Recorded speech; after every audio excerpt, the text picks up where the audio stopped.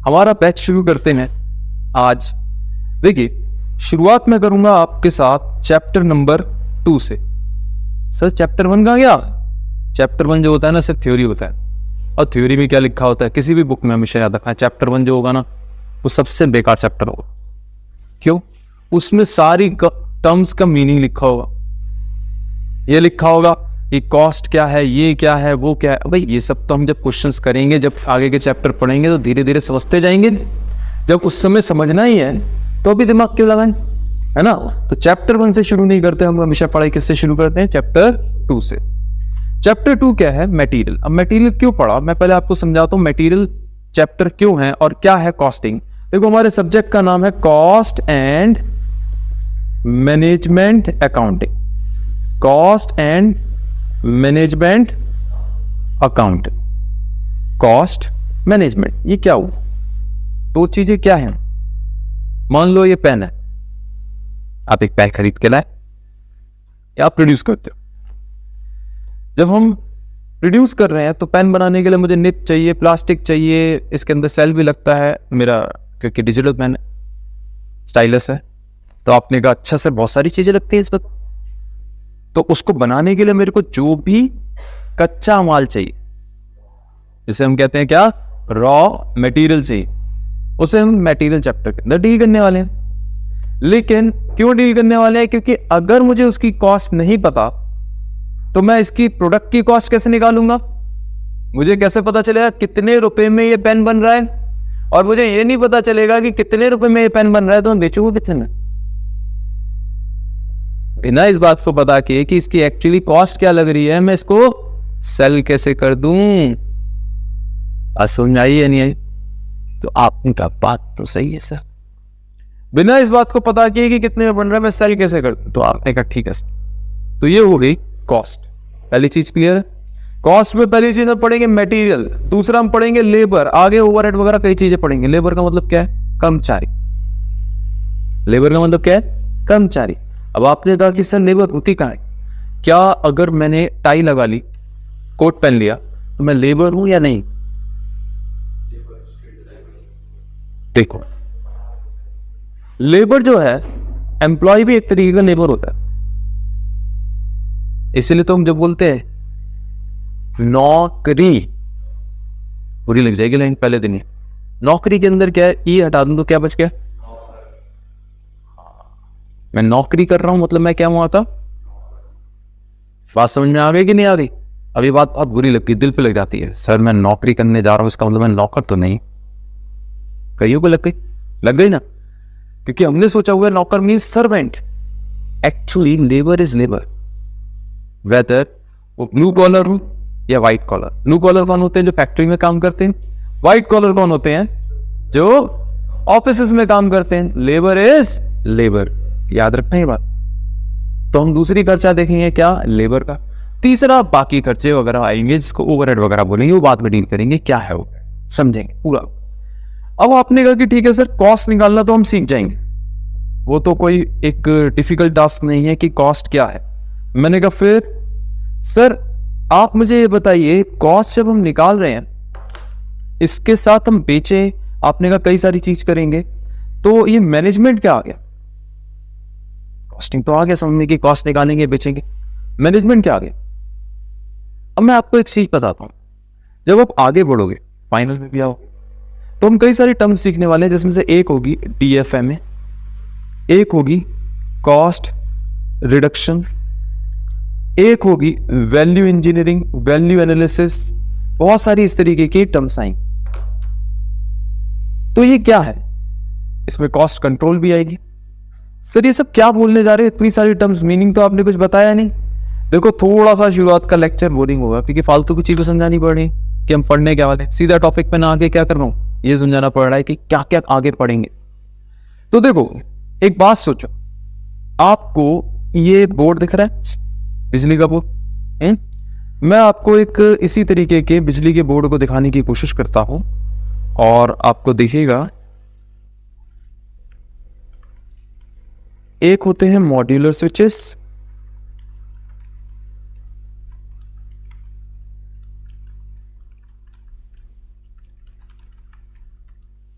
Versus traditional switches.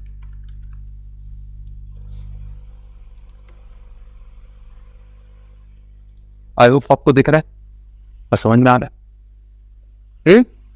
तो हम आगे क्या पढ़ने वाले हैं, हम ये भी पढ़ने वाले हैं कि यार इन दोनों में अंतर क्या है। आपने कहा अंतर कुछ नहीं है सर, डिजाइन का अंतर है। मैंने कहा नहीं, अंतर बहुत है। अगर आप ये मॉड्यूलर, इस रूम में जो लगा हुआ है वो सामने आपको जो दिख रहा है दैट इज मॉड्यूलर स्विच। जब आप मॉड्यूलर स्विच की बात करते हो, इसमें क्या, अगर मान के चलिए ये वाला खराब हो गया स्विच, तो आप पता है क्या करोगे, ये सामने की प्लेट उतारोगे, सिर्फ 1 सेकंड में उतर जाती है अगर कभी किसी ने उतारते देखा हो इलेक्ट्रिशियन को, और उसके बाद इसको प्लग को, मतलब स्विच को 1 सेकंड में निकाल सकते हो, और उसके बाद दो नट खोलने, तार निकाली, दूसरी लगाया, वापस लगा दिया। जबकि ये जब खराब होगा पता है क्या करना पड़ेगा, 4 तो स्क्रू होंगे, पहले बोर्ड उतरेगा, है ना, गलत तो नहीं बोल रहा, पहले क्या होगा, बोर्ड उतरेगा। सही बोल रहा हूं ना, अगर गलत बोल रहा हूं तो टोक दो कि नहीं सर कहीं गलती चल रही है। उसके बाद इस स्क्रू में ये ऊपर नीचे पेच होंगे, ये खुलेंगे, और उसके बाद जाके चेंज होगा, और फिर से ये बोर्ड में पेच लगेंगे, फिर वापस वो बॉक्स अंदर फिट हो। याद आया? ऐसा ही होता है। होता तो सर ऐसा ही है, जबकि इसमें आराम से हो जाता है। तो सर आप कहना क्या चाह रहे हो? देखो हम लोग पढ़ने वाले हैं कॉस्ट निकालना, और उसके बाद ये समझना कि कॉस्ट कैसे रिड्यूस होगी। समझे कि नहीं समझे? तो पहला स्टेप हम क्या सीखेंगे, कॉस्ट निकालना। दूसरा स्टेप कैसे सीखेंगे, ये कॉस्ट कैसे रिड्यूस होगी। आपने कहा सर इससे कॉस्ट रिडक्शन का क्या लेना देना, यहां तो कुछ समझ में नहीं आया, कुछ बात, कोई लिंक नहीं लग रहा कि कॉस्ट रिड्यूस कैसे होगी। लग रहा है क्या? मैं आपको दिखाता हूं। देखो ये आपके हैं, अब मैं आपको एक चीज दिखाता हूं, DFMA। अरे यार,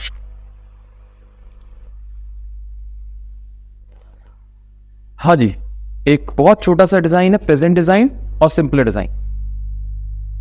ठीक है, इसकी फुल फॉर्म होती है design for manufacture and assembly. अब आप ध्यान से देखिए, इसके अंदर अगर कुछ चेंज करना है तो कितने सारे पेज वगैरह खोल के कितनी मुश्किल से करना पड़ेगा। और इसमें क्या है, वही चीज उन्होंने बहुत ही सिंप्लीफाई कर दी। आई होप कुछ तो समझ में आ रहा है कि हाँ यार। अच्छा, आपके पास सेम कहानी यहां पे है। अच्छा, अब मैं आपसे 1-2 क्वेश्चंस पूछूंगा और आप लोग बताइएगा। ये रिमोट है मेरे सामने, आप में से कितने लोगों ने रिमोट में सेल उल्टा लगाया कई बार? सबने लगाया हो। समझ में नहीं आता कि किस साइड क्या लगाएं, प्लस कहां आएगा, माइनस कहां आएगा, खासकर शुरुआत में। अच्छा, क्या मैं ऐसा कुछ कर सकता हूं कि रिमोट में सेल गलती से भी उल्टा लगे ही ना, मतलब चाह के भी मैं डिजाइन ऐसा चेंज कर दूं सेल का या किसी भी चीज का कि रिमोट में सेल उल्टा लगे ही ना। अब बताओ, आपको नहीं लगता आपकी जो लेबर है उसका टाइम बचेगा, क्योंकि इससे गलती कम हो जाएगी?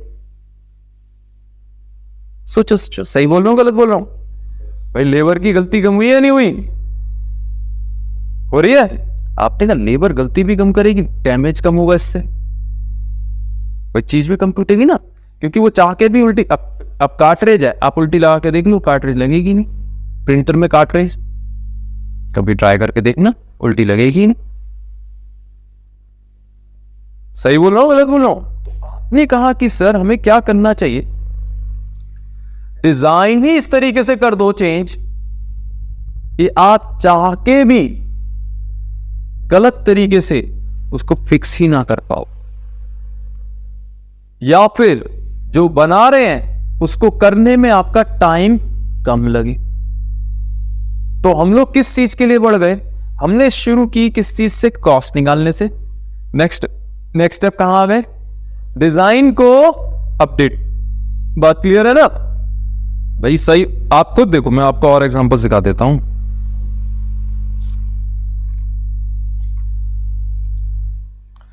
पहले इसको बनाने में आपकी लेबर बहुत स्किल्ड चाहिए, बहुत समझदार लेबर चाहिए, बहुत सब कुछ चाहिए। जबकि इसमें अगर आप सोचो, कम ट्रेनिंग चाहिए आपको सिखाने के लिए, गलती के चांस कम। जब गलती के चांस कम होंगे तो पार्ट भी कम टूटेगा।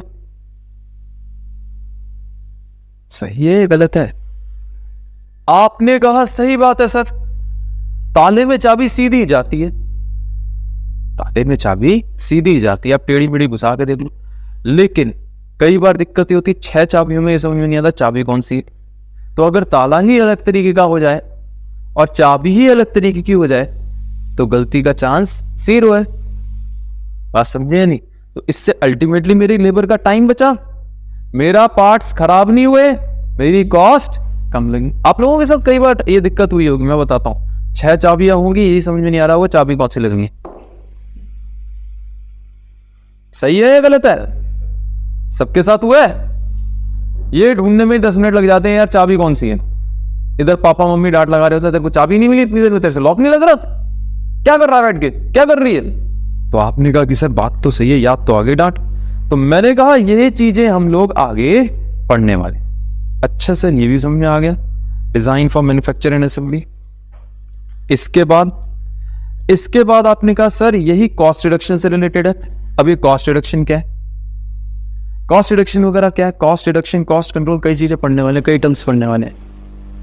अच्छा एक बात सोचो, आपने मान लो मेरी ड्राइंग और राइटिंग दोनों बहुत खराब है, तो प्लीज कोऑपरेट करिएगा।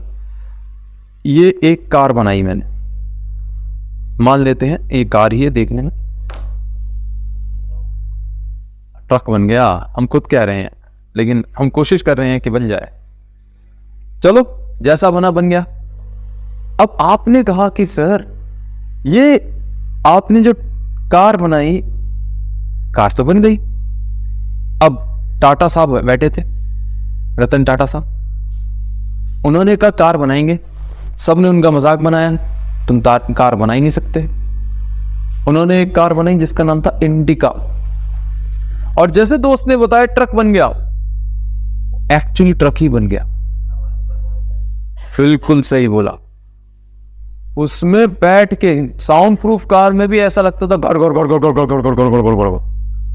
आपने कहा ये तो ट्रक ही बना दिया, और लोगों ने खूब मजाक बनाया। और ये बहुत फेमस है, जैगुआर जब खरीदी थी तो लोग मजाक बनाते थे कि तुम तो कार बना ही नहीं सकते, तुम पे तो एक्सपीरियंस ही नहीं है। तो रतन टाटा साहब जो कि बहुत बड़े फिलैंथ्रोपिस्ट हैं, बहुत रेस्पेक्टेड पर्सन है, और मैं जो बातें कर रहा हूँ मजाक में करने जा रहा हूँ, मैं उनकी बहुत इज्जत करता हूँ। 1% भी मेरा कोई वो नहीं है कि मैं उनके बारे में सोच भी सकता हूँ कि नेगेटिव बात। मैं तो सिर्फ मजाक में बोल रहा हूँ, दिल पे मत लेना कोई कि यार रतन टाटा साहब के बारे में क्या क्या बोलते। तो रतन टाटा साहब जो थे, उन्होंने क्या किया, उन्होंने कहा यार इंडिका तो बन गई, अब उसको इंजीनियर्स को लगा दिया और उन्होंने कहा चल भाई इसको ठीक करो, वो भी लग गए। अब उन्होंने कहा मैं एक और कार बनाऊंगा। एक और कार किस तरीके से बनाऊंगा, एक और कार किस तरीके से बनाऊंगा, एक कार और बनाने की सोचा। आपने नाम सुना होगा उस कार का, सुना हुआ है, लखटकिया कार, सुनिए, देखिए कभी है। अच्छा मैं अब नैनो का बताता हूं। उन्होंने कहा कि देखो नैनो किस तरीके से है। नैनो के बारे में कई बार मजाक भी बना। कैसे मजाक बना, लाख रुपए की कार थी, आदमी ने कहा कि 12 लाख का आप लड़की को कुछ दे रहे हो गिफ्ट, इससे अच्छा 12 नैनो दे दो, लगेगा 12 गाड़ियां पीछे हैं। ऐसे बहुत सारी बात है, मजाक चल रहा है भाई। मैं एक चीज और बोल दूं, मैं मजाक में कुछ चीजें बोल देता हूं। मैं ना दहेज के फेवर में हूं, ना ही किसी तरीके से इस पर, मैंने सिर्फ स्त्री धन के बारे में बोल रहा था जानबूझ के, ठीक है। तो आप लोग इन चीजों को दिल पे मत लीजिएगा, क्योंकि भाई रिकॉर्डिंग भी हो रही है, कई लोग किसका क्या मीनिंग बना ले। आपने कहा उन्होंने नैनो निकाली, तो नैनो में रतन टाटा जी ने कहा कि यार मैं ऐसी कार बनाऊंगा जो ना हर आदमी अफोर्ड कर सके, बाइक चलाने वाला भी कहे मैं गाड़ी में जाऊंगा, बारिश आ रही है गाड़ी में चलते। बहुत अच्छा ड्रिंक था। उन्होंने कहा 1 लाख में कार, ये बात और है, बाद में उन्होंने अपनी बात को थोड़ा सा ट्विस्ट कर दिया कि मैंने तो कहा था कॉस्ट ऑफ प्रोडक्शन 1 लाख होगी, ना कि सेलिंग प्राइस। एनी हाउ, फिर भी 1 लाख, जो नैनो थी वो 4-5 लाख की थी उस समय। एंड यहां पे बात क्या चल रही है, 1 लाख एक कार। वो अपनी इंजीनियरिंग टीम के पास पहुंचे, इंजीनियरिंग टीम से बोला 1 लाख में कार बना के दो। उन्होंने रिप्लाई में क्या बोला, लगता है बुड्ढे की सनन थी। आप कहोगे सर फिर से मैं बोल दूं, he is a very respected person. यहां पे जो बात चल रही है सिर्फ ऑफ फन चल रही है, ठीक है, दिल पे मत लेना। रतन टाटा जी ऐसे ही तो इतने नामी ग्रामी आदमी तो हुए नहीं। उन्होंने कहा तुम्हें क्या लगता है, तुम पे ज्यादा अकल है, मैं तुम्हें बता रहा हूं। उन्होंने इंजीनियरिंग टीम को बुलाया, ज्यादा होशियार ना बनो, मैं सिखाता हूं कार कैसे बनानी है 1 लाख में। इंजीनियरिंग टीम ने कहा ये कैसे हो सकता है भाई, एक काम करते हैं बाइक के ऊपर छत लगा देते हैं, बन गई कार, 2 पहिए और लगा देंगे। कान के नीचे रख के दिया उन्होंने, ज्यादा होशियारी नहीं, तमीज से बनाओ कार। अब इंजीनियरिंग टीम वाले बेचारे सब सर पकड़ के बैठे हैं कि कैसे कार बनाए, अब क्या किया जाए कि कार बन के हाथ में आ जाए। टाटा साहब ने कहा अच्छा एक बात बताओ, इंडिया में कोई भी कार जो चल रही है, क्या वो कार नियमों का पालन कर रही है? आंसर आया सब बहुत रेयर। नियम means rules, loss, safety loss. जब आप सेफ्टी के बात करते हो ना, आप चेक करके देखना, यूट्यूब पे आपको कई वीडियो मिल जाएंगे कि इंडिया में 99% या जितनी भी परसेंट कार हैं वो क्या है, सेफ्टी प्रेजर्स को फुलफिल नहीं करते।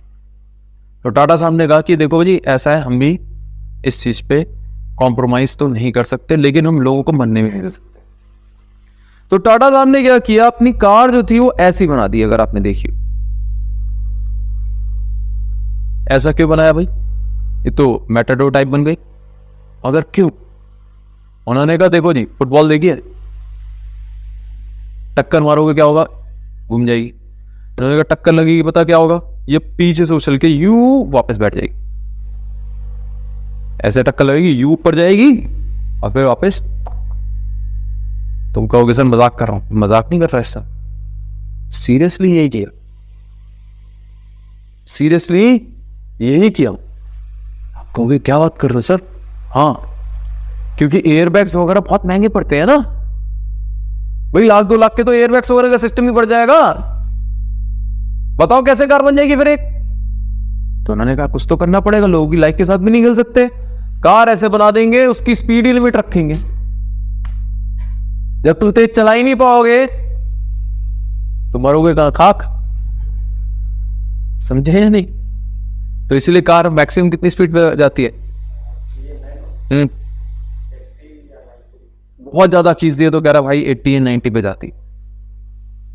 जब उसमें बिल्कुल आत्मा उसमें आवाज निकालने लग जाए, मैं मरने वाली हूं, तड़प गई है, टॉप स्पीड है लेकिन उससे ऊपर जा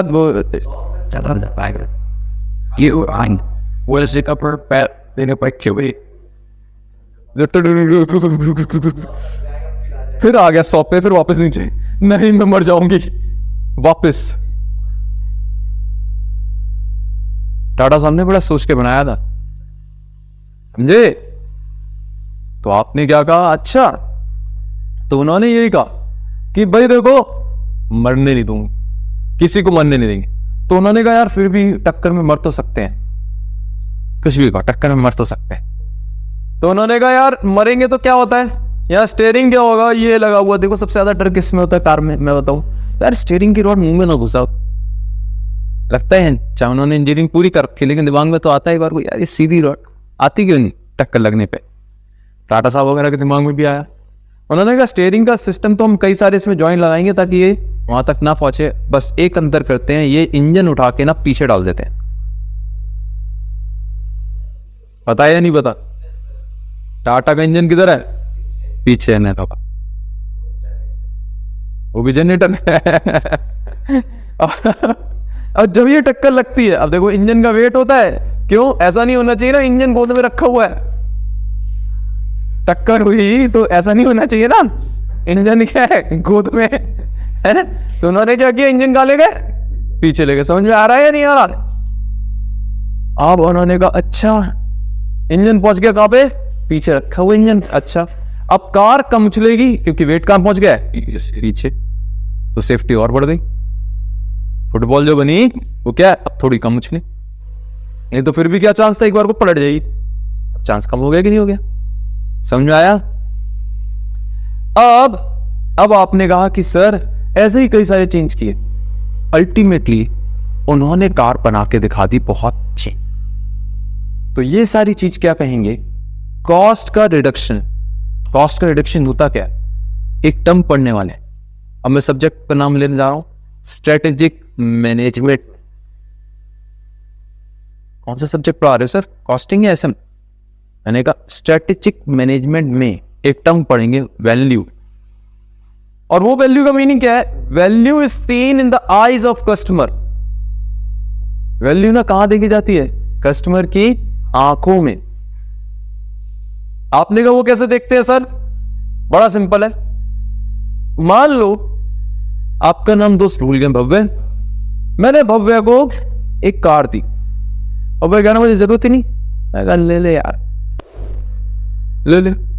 भव्य खुश, एक कार मिल गई। मैं कहा जा कार है, कुछ तो देते जा। इसने कहा लो सर 10,000 रुपए मेरी तरफ से। और मैंने कहा 10,000 किस बात के, तरीके से बैठ जाता है, थोड़े तो और दे। सर चलो 50। ये गेट तक पहुंच नहीं वाला, मैं लुक थोड़ा कम नहीं है, चलो सर 1.5 लाख कर दिए। गेट तक पहुंच गए। मैंने कहा अरे भव्य एक बात बता, अगर वैसे खरीदता तो कितने की पड़ती और तू लेता तो कितने देता? सर देता तो 2 लाख कम से कम, तो मेरे को 1.5 क्यों दे रहा है? भव्य ने कहा चलो सर आप कह रहे हो तो मैं क्या करता हूं, आपको 50,000 और दिए। कहां तक पहुंच गए, 2 लाख तक। अब गेट से जैसे ही थोड़ा और आगे बढ़ा, कहता है, मैंने कहा रुक, कहता है सर ऐसा है, बस हो गया, रुक रुक रुक रुक, गाना नहीं चल रहा। कहता है सर 2 लाख लेने हैं तो लीजिए, नहीं तो अपनी कार ले लीजिए। मैंने कहा कार का एमआरपी, कहता है एमआरपी से मेरे को कोई मतलब नहीं, मेरे लिए कार की वर्थ क्या है, 2 लाख। मेरे लिए कार की वर्थ क्या है, 2 लाख। आप ये 2 लाख लेते हैं, मैं अब ये हो सकता है कार से 1 लाख क्यों, इसे भी नहीं पता, मुझे नहीं पता। हो सकता है कार 4 लाख क्यों, I have not discussed about the amount. What I am saying is I have told him कि भैया ये ले पैसे, सॉरी ये ले नहीं, ये कार ले और मेरे को पैसे दे। तो इसकी नजरों में कार की जो भी वर्थ है that will be termed as value. Value is different than price, value is different than price. अब मैं उसमें पढ़ाऊंगा एसएम के अंदर, आपको ये समझाऊंगा कि अच्छा मान लो 2 लाख की कार है, कोई भी कस्टमर किसी चीज की वैल्यू 2 लाख सोचता है, तो मैं प्राइस उससे कम रखूंगा ना तो वो खुश हो जाएगा।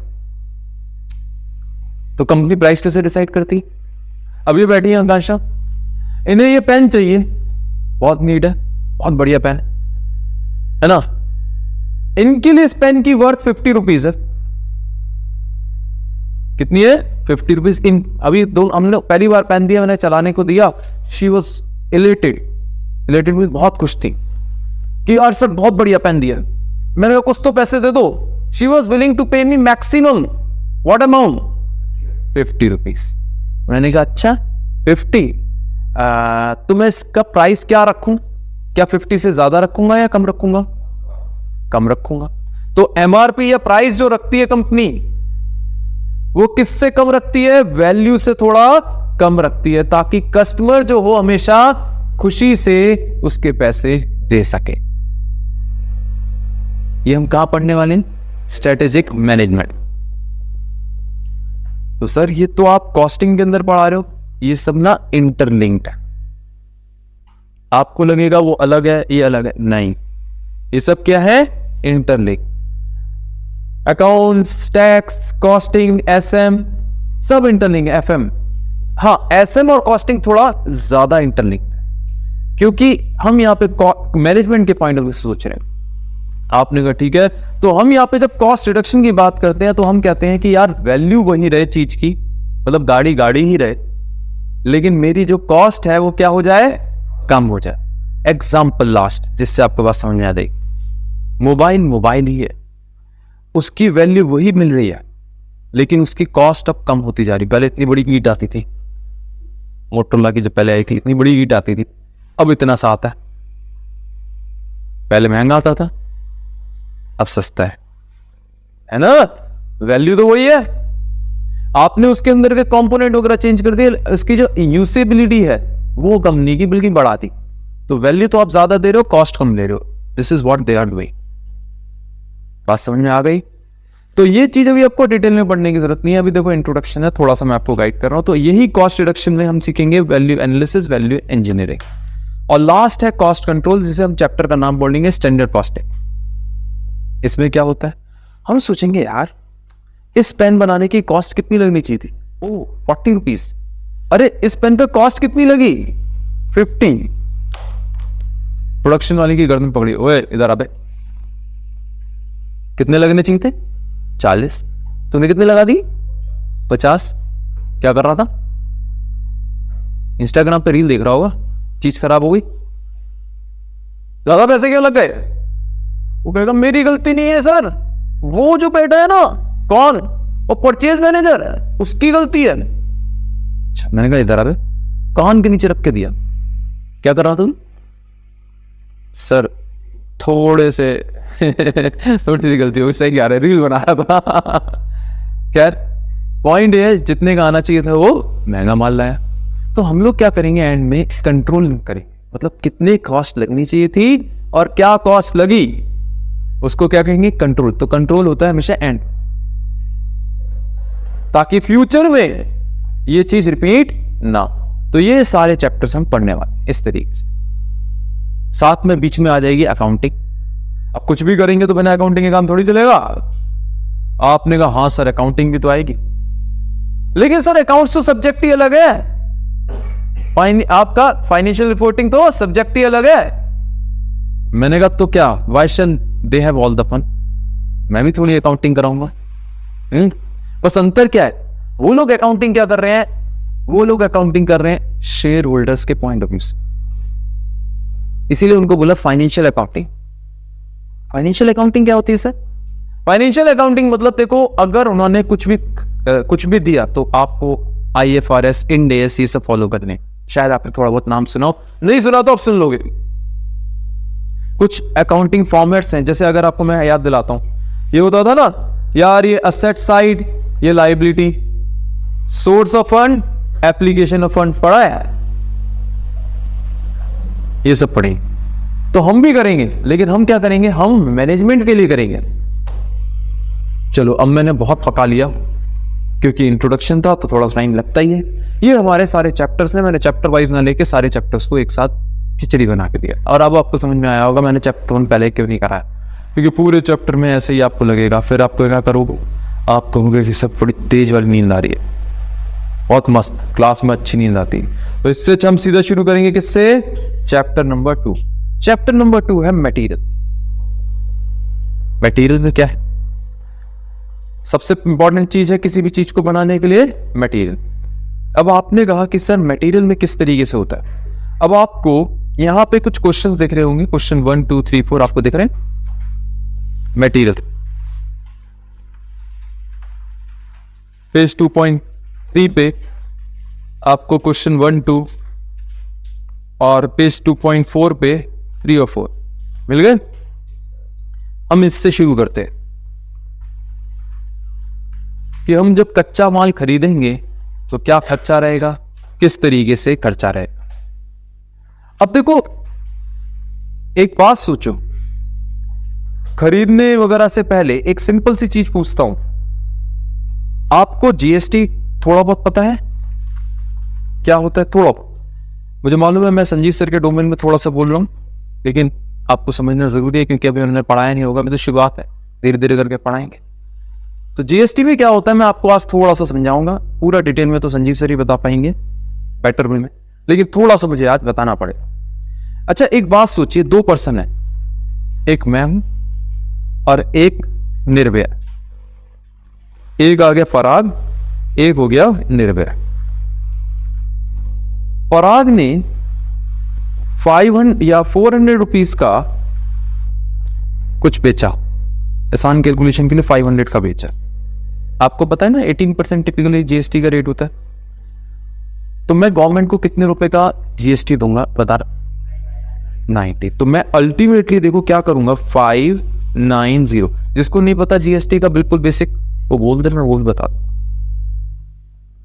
मैं मान के चल रहा हूं आपको इतना पता है कि हमें टैक्स देना पड़ता है परचेज करने के समय, ठीक है। जीएसटी एक तरीके का वैल्यू एडेड टैक्स है, पता है ना सबको, या बताओ पता है? अच्छा, तो 590 निर्भय ने भी गुड्स बेचे, इसने भी 500 के बेचे, 900 टैक्स, 590। इस तरीके से इनवॉइस रेस किया। इनवॉइस का मतलब होता है बिल।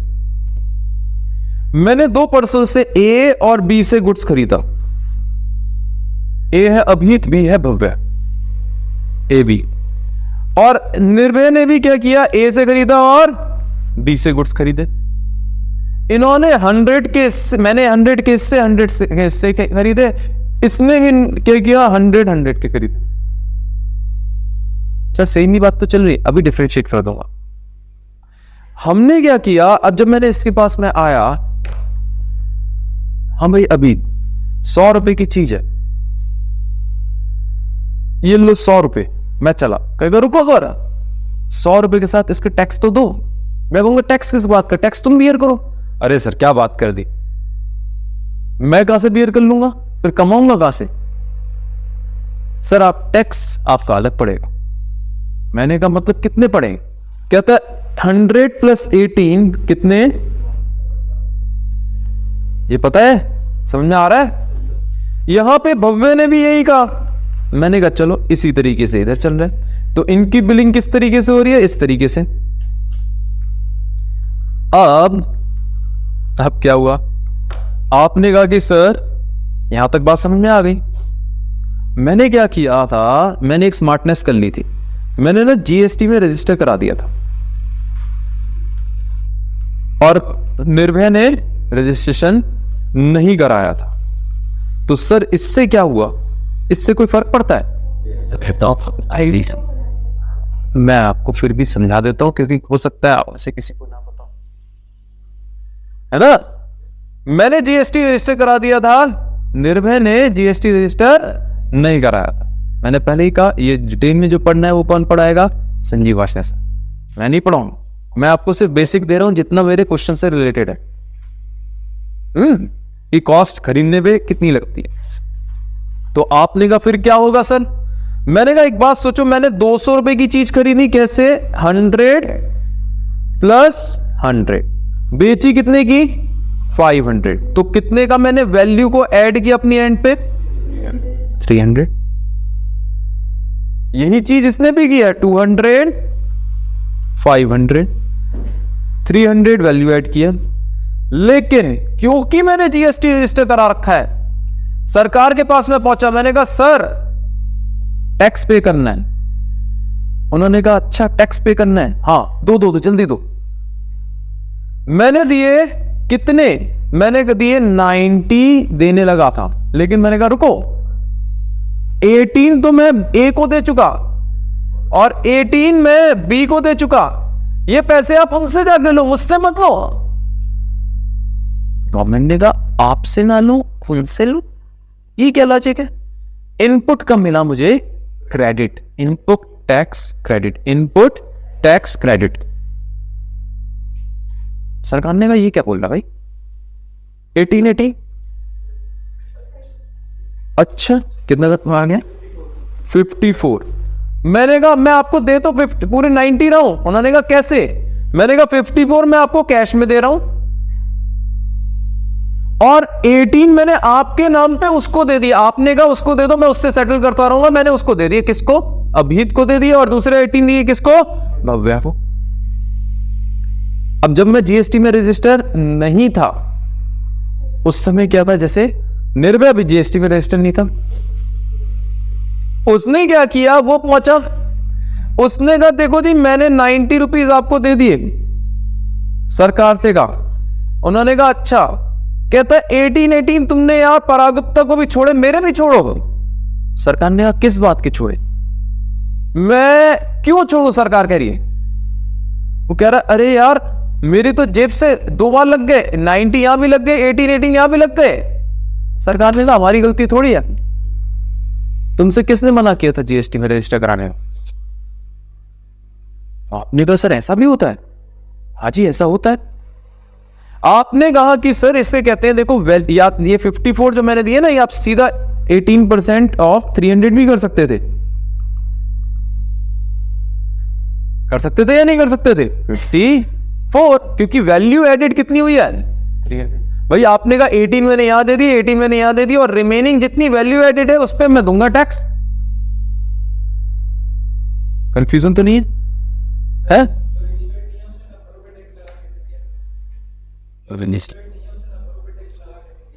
हाँ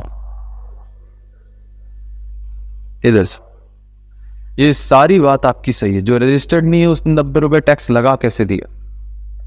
देखो उसने चार्ज ही 590 किए। अब जितने ये सेल है, जैसे तुम बिस्किट खरीदने जाते हो, इंक्लूसिव जीएसटी होता है या एक्सक्लूसिव? लेकिन क्या वो रजिस्टर्ड होता है? हो भी सकता है और भी। बात समझ में आ गई कि नहीं आ गई? तो मैंने जब एग्जांपल लिया तो मैंने कहा दोनों 590 रुपए चार्ज कर रहे हैं। एक कह रहा है 500 प्लस 90, दूसरा कह रहा है टोटल दो 590। अब क्लियर होगी बात? आपको फायदा कुछ नहीं है, मैं आपको बस इतना एक एग्जांपल के तौर पे समझा रहा हूं। एग्जांपल की बखिया उधेड़ोगे तो टैक्स वाले सर से बात करो, क्योंकि वो आपको सही से बताएंगे। मैं अगर कुछ बोलूंगा और बाई चांस मुझसे 1% भी गलती हो गई तो आप कहोगे सर तो ये बोल रहे थे, है ना? इसके लिए क्या करना चाहिए? एक्सपर्ट पर्सन से, मेरे से तुम कॉस्टिंग में बैठ सकते हो। अब तुम जा रहे हो किस डोमेन में? टैक्स के डोमेन में। मैं तो बेसिक बातें बता सकता हूं बस, है या नहीं? क्लियर हो गया या नहीं हो गया? अच्छा, तो आपने कहा कि सर देखो अब मैं आपको एक एग्जांपल दिखाता हूं। ये मैंने कुछ दिन पहले एक एसी खरीदा था 49940। ऑर्डर दिख रहा है आपको? आज की डेट में ये एसी भी 49490 का है। लेकिन अगर मैंने अमेजॉन खोला हुआ है, अभी आपको ये अमेजॉन पता है ना, ये अमेजॉन बिजनेस है ना कि अमेजॉन है।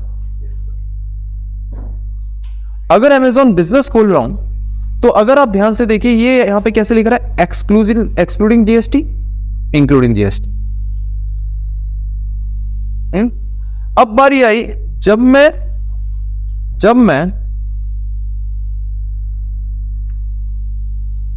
नॉर्मल अमेजॉन अकाउंट खोलता हूं, ये देखिए कौन सा है, सिंपल एज amazon.com। इसमें कितना आ रहा है 4949। मतलब कैसे? उन्होंने एकदम साफ बोल दिया भैया देखो तुम जीएसटी में रजिस्टर नहीं है ना, तो हम तुमसे बस इतना अमाउंट चार्ज कर रहे हैं, उतना ही चार्ज कर रहे हैं, बस बाइफरकेशन करके नहीं कर रहे। चार्ज उतना ही हो रहा है, बस बाइफरकेशन करके नहीं हो रहा। क्लियर हो रहा है?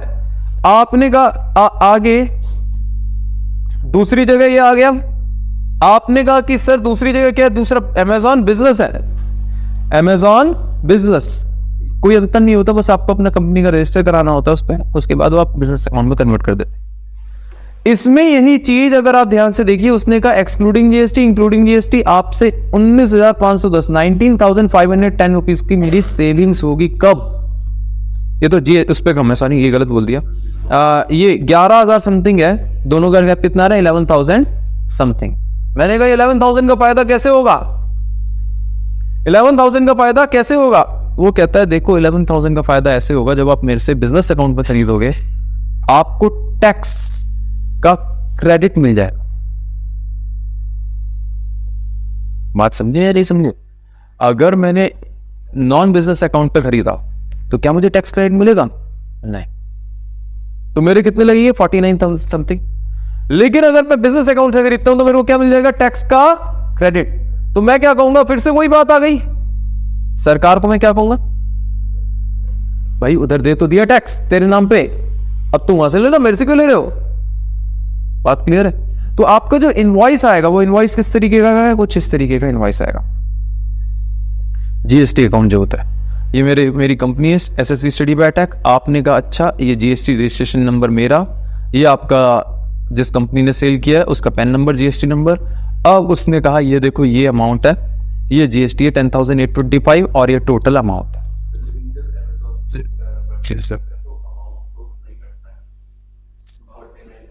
हाँ तो पे तो मैं कर ही रहा हूं ना, मैंने देखो आप समझे नहीं, 10,000 मैंने अब गवर्नमेंट को नहीं देने। जब मैं मान के चलो 6 लाख का मेरे को जीएसटी पे करना था, लेकिन मैंने कुछ परचेस कर ली और उसमें मैंने 10,000 का जीएसटी पे कर दिया, तो गवर्नमेंट को मैं अब 5,90,000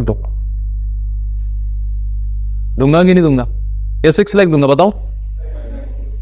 मैं कहूंगा ये 10,000 वहां से जाकर रिकवर करो, तुमने कहा था अगर ऐसे में देते हैं तो रिकवरी हो जाती, हम वहां से करते रहेंगे। मेरे को क्या लेना देना, वो दे ना दे मुझे कोई मतलब नहीं, उसकी गर्दन तोड़ो तुम, मैंने तुम्हारे कहने पे उसको दे दिया। ठीक है, अब बात समझ में आ गई, किसको नहीं आई? इससे ज्यादा कुछ भी समझना है आपको तो मेरी आपसे रिक्वेस्ट है, आप संजीव सर से समझेंगे टैक्स, क्योंकि वो बेटर बता सकते हैं। मैंने आपको सिर्फ उतना ओवरव्यू दिया है जितना मेरे लिए यूज में है। तो आ गए हम क्वेश्चन नंबर 2 पे, पेज नंबर 2-3 पे। 1 तुम्हारा होमवर्क है।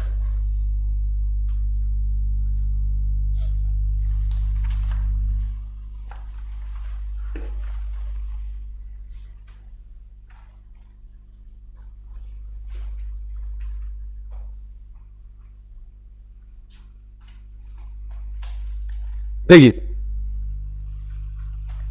शुरू करूं। A manufacturer in Surat purchase 3 chemicals A, B and C from Mumbai. एक मैन्युफैक्चरर है सूरत से, 3 तरीके के रॉ मटेरियल केमिकल खरीद रहा है आपसे मुंबई में। आप मुंबई से खरीद रहा है, आपने कहा ठीक है सर, केमिकल ए, केमिकल बी, केमिकल सी। फिर आपसे कहता है जीएसटी 5%, आपने कहा ठीक है सर जीएसटी 5% है। इसके बाद आपसे कहता है रेलवे फ्रेट 1,000। आपने कहा आगे a shortage of 200 kg of chemical A, of 280 kgs of chemical B and of 100 kg of chemical C was noticed. आपने कहा कि सर 3 तरीके का मेरे पास लॉस नोटिस किया गया ड्यू टू ब्रेकेज। अब देखो लॉस होते हैं 2 तरीके के, एक होता है नॉर्मल लॉस, एक होता है एबनॉर्मल लॉस। अच्छा एक बात सोचो, चाय बनाई, पानी भाप बन के थोड़ा सा उड़ गया, means water vapours, normal loss है या एबनॉर्मल? सबको पता है ना। तुम्हारे दोस्त से लड़ाई हो गई, उसने जानबूझ के तुम्हारी चाय में चाय फेंक, कुछ मिलाया नहीं सॉरी तुम्हारी चाय का जानबूझ के जला के दी, ज्यादा जला दी। अब ये नॉर्मल लॉस है या एबनॉर्मल? एबनॉर्मल। नॉर्मल लॉस जो होती है ना, वो एक पार्ट ऑफ प्रोसेस है, बिजनेस का पार्ट, ये तो होना ही होता, तो ये बिजनेस। लेकिन जब एबनॉर्मल होते हैं ना, तो हम उसको अलग से नोटिस करते हैं। आपने कहा अलग से नोट करते हैं? जी हाँ, हम कहते हैं यार ये तो पता चले ये क्या खर्चा ऐसा आया, ये क्यों आया, एक्स्ट्रा कॉस्ट क्यों लगी। आपने कहा ठीक है सर। तो ये सब जब तक कुछ ना बोला जाए, हम हमेशा मानेंगे नॉर्मल लॉस, और जो एबनॉर्मल होगा उसको प्रॉफिट एंड लॉस जो अकाउंट बनाएंगे ना, आगे पढ़ेंगे, उसमें साफ दिखाएंगे कि ये मेरे घटिया दोस्त की वजह से नुकसान हुआ है। यहां पे दोस्त है, वहां पे टीम मेंबर हो जाएगा।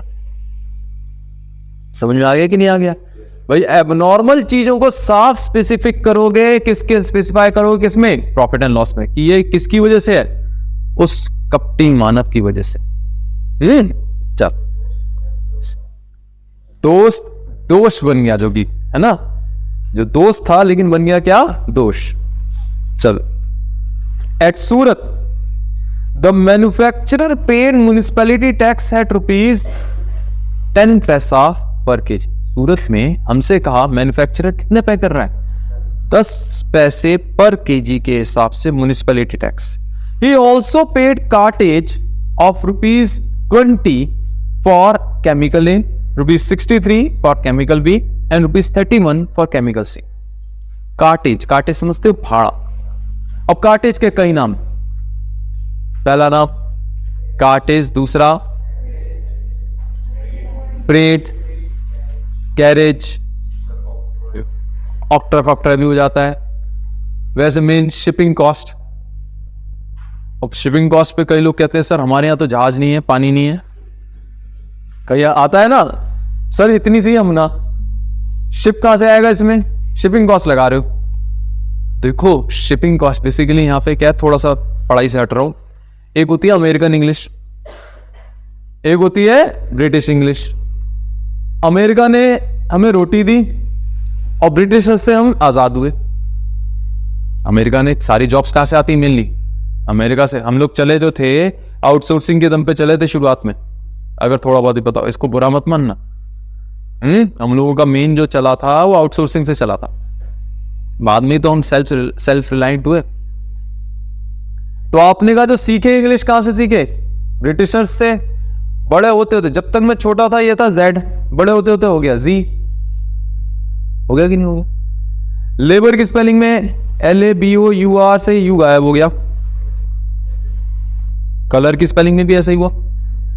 चैनल देख लो, कलर्स चैनल, यू नहीं है उसमें। आपने कहा हाँ सर ऐसा तो हुआ। तो मैं यहां पे आपको इंग्लिश तो यूज करवाऊंगा, लेकिन मैं आपसे कहूंगा इतनी फालतू की बातें मत सोचा दोस्त। क्यों, नहीं तो यही कंफ्यूज रहोगे ऑर्गेनाइज में Z आता है या S। सही बोल रहे हो या गलत, बताओ क्या आता है। दोनों आते हैं। कोई भाई ब्रिटिश इंग्लिश, अमेरिकन इंग्लिश, हम बने हुए अपने इंग्लिश वाले। हम क्या है, इंग्लिश वाले ही तो है। हम अंग्रेजों को सिखाते हैं भैया हमारी ये इंग्लिश है, तुम्हारी गलत है। तो आपने कहा ठीक बात है सर। अब अगर यकीन नहीं आता, देखो मैं तुम सबसे पूछता हूं, ये क्या है, PIVOT, प्रोनाउंसिएशन बताओ इसकी।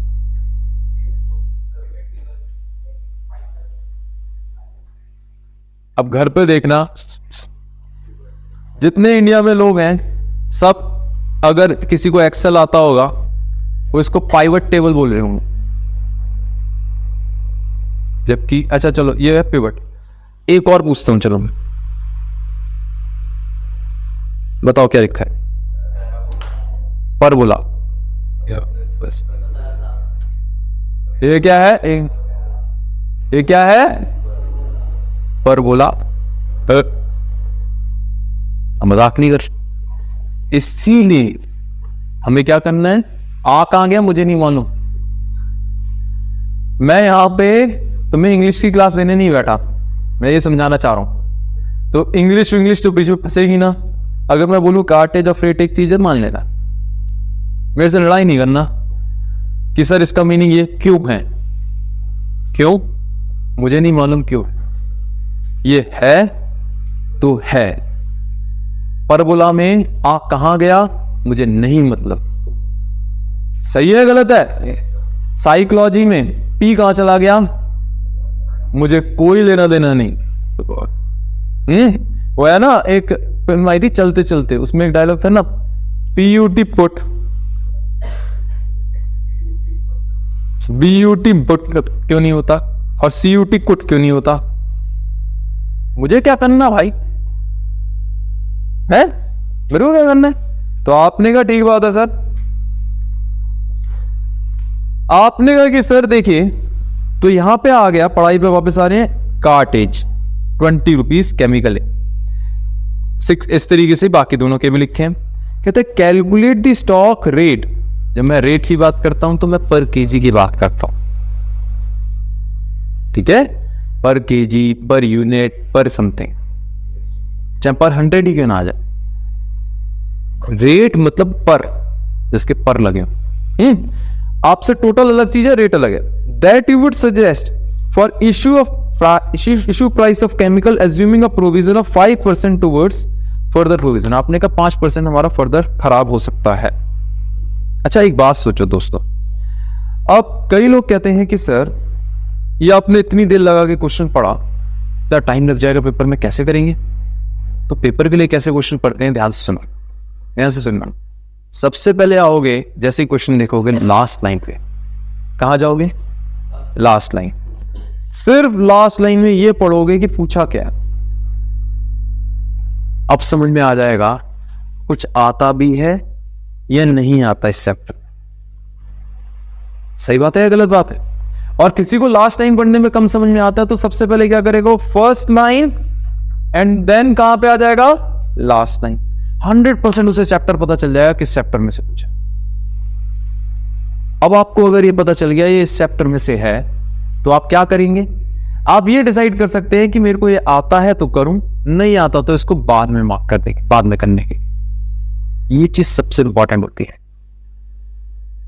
समझ आ गया आपने कहा? ठीक है।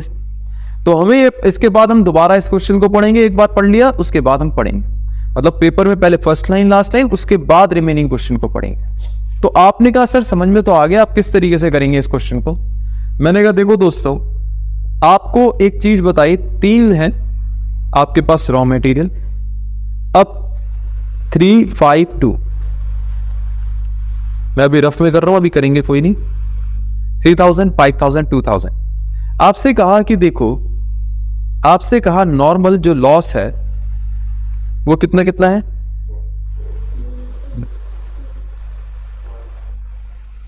ये ना 100, ये बना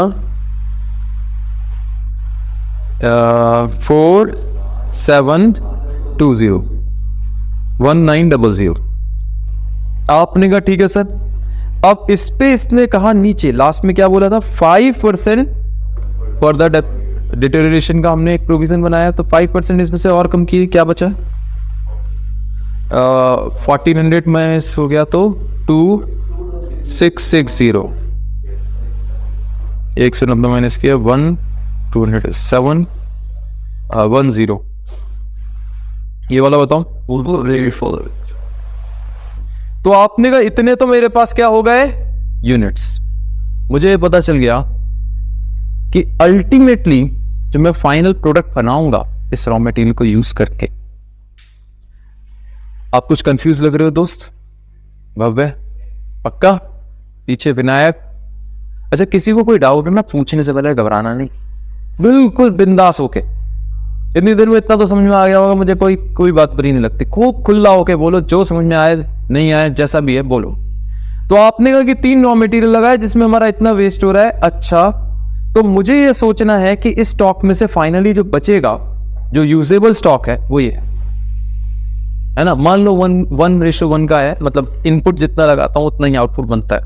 मान लो इतना आउटपुट बनेगा। अब हमें क्या कहा है, स्टॉक का रेट। तो आपने कहा कि सर अब बचा क्या है, सिर्फ कॉस्ट देखना, और कॉस्ट को किससे डिवाइड कर देंगे, इन यूनिट से। तो मेरे को पता चल जाएगा 1 यूनिट की एक्चुअली मेरे पास कॉस्ट क्या है। बात समझ में आई या नहीं आई? अब ये क्यों करेंगे, अगला क्वेश्चन जो दिमाग में आता है। आगे हम एक चैप्टर पढ़ेंगे जिसमें अकाउंट्स बनाएंगे। अकाउंट्स 2 तरीके से होते हैं, एक वर्टिकल, एक हॉरिजॉन्टल। टी शेप वाला हॉरिजॉन्टल होता है, वर्टिकल अभी मैंने बताया ना, जैसे इसमें असेट लायबिलिटी या source of fund, application of fund, इसे कहते हैं वर्टिकल, इसे कहते हैं हॉरिजॉन्टल। मैं जानबूझ के हर जगह इसकी बात करूं, है ना, टी शेप बोला करूंगा सिंप्लिफिकेशन के लिए, ना हॉरिजॉन्टल ना वर्टिकल, ताकि आपको ये ना लगे कि यार ये कैसा है। तो आपने कहा कि सर देखिए, अब यहां पे क्या है, ओपनिंग स्टॉक। यहां पे क्या है, ओपनिंग स्टॉक। अच्छा, अब ओपनिंग में कैसे है, आपने कहा कि जितने हमने यहां पे बचे हुए पड़े हुए थे गोदाम में वो देखिए। इसके बाद आता है परचेज। 2 लिखने की जरूरत नहीं है, मैं ऐसे ही समझा रहा हूं। कितने रुपए का माल परचेज किया। आगे अकाउंट्स धीरे धीरे अभी से सीखेंगे तभी तो पूरा सही बना पाएंगे। हो सकता है कोई साइंस वाला बैठा हो यहां पे, है ना, तो मैं अभी से थोड़ा थोड़ा बताता जाऊंगा। आपने कहा बाय, इस साइड आता है बाय। बाय इश्यू होगा, मटेरियल कभी सेल नहीं किया जाता। अब आपने क्या कहा, बाय इश्यू, मटेरियल इश्यू। हाँ जी, ये इश्यू क्यों बोला सर आप? आपको, हाँ मैं बताता हूं बेटा, सब बता रहा हूं, ये चीज समझाने की कोशिश कर। मटेरियल जो होता है, और मटेरियल में मटेरियल होता क्या पहले समझो। दो चीज होती है, एक मैन्युफैक्चरिंग और एक ट्रेडिंग। अंतर पता है? जब हम किसी कच्चे माल को, मींस मटेरियल को परचेज करके उसको कन्वर्ट करते हैं, जैसे आपने घर पे, सबसे सिंपल मैन्युफैक्चरिंग कहां है? घर पे। आपने घर पे कहां? किचन है या नहीं है? आप लेके आए आटा, आपने उसको कन्वर्ट करके बना दिया रोटी, तो वो क्या है? मैन्युफैक्चरिंग ही तो है, एक तरीके से प्रोडक्शन ही तो हुआ। रोटी आपने प्रोड्यूस की, समझे कि नहीं समझे? जिसमें कन्वर्जन आ रहा है वो क्या है? मैन्युफैक्चरिंग। ट्रेडिंग क्या है? जिस शॉप से आपने परचेज किया, अब अगर आप उसके पास सोचेंगे, उसने माल खरीदा, मान के चलिए शक्ति भोग या जो भी आटा है, मान के चलिए आशीर्वाद का आटा खरीदा, उसने आशीर्वाद का आटा खरीदा और आपको बेच दिया, वो उसके लिए मटेरियल नहीं है, वो उसके लिए गुड्स है। क्यों? मटेरियल क्या होता है? जो कन्वर्ट होता है वो क्या होता है? मटेरियल। वो कन्वर्ट थोड़ी कर रहा है, उसने क्या किया? आटे को खरीदा, पैक्ड आटे को, और आगे बेच दिया, कमा लिया। तो आपने कहा कि ठीक है, तो यहां पे हम क्या करने वाले हैं? आटे को इश्यू करने वाले हैं। समझ में आया? यहां तक हो गया। चलो क्वेश्चन करते हैं, क्योंकि अब बोरिंग होने लग गई क्लास, मुझे भी बोरियत आने लग गई। तो जल्दी से अब इस क्वेश्चन को करेंगे और आगे चीज सीखेंगे। अब आपको यहां तक क्लियर है? तो जल्दी से इस क्वेश्चन को करिए। अब क्वेश्चन में प्रेजेंटेशन बड़ी मैटर करती है, तो इसकी प्रेजेंटेशन कैसे है वो मैं आपको सिखाता हूं। Question 2 page 2-3।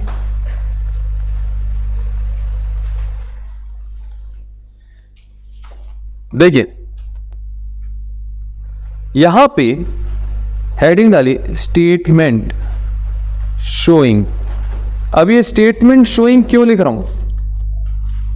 अगर जब भी प्रेजेंट करेंगे, या तो आप प्रॉपर प्रेजेंटेशन में स्टेटमेंट शोइंग लिखेंगे और उसके बाद जो मांगा है वो लिख के आओगे, या फिर आप बिना हेडिंग के क्वेश्चन सॉल्व करोगे।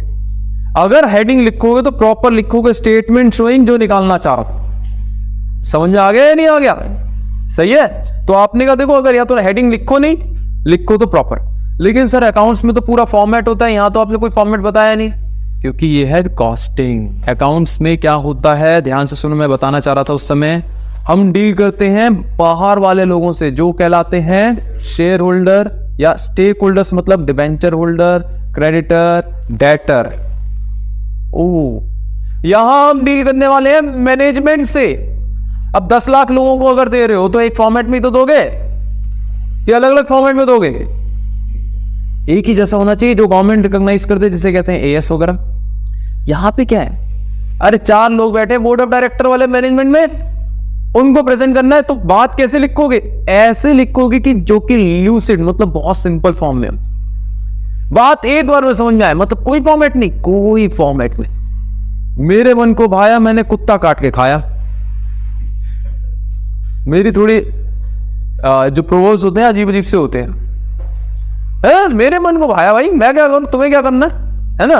तो मेरी जैसी मर्जी आएगी वैसे बनाऊंगा, लेकिन बात दूसरे को समझ में आनी चाहिए, ऐसी लिखनी है। ये नहीं कि तुम कुछ का कुछ ही लिख के आ गए, कहते समझते रह।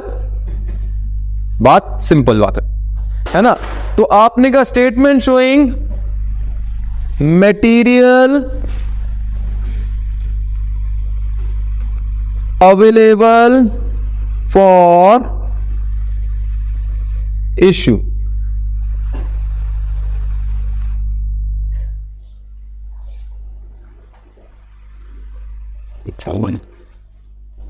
तीन तरीके के केमिकल हैं यहां पे मटेरियल के नेम से,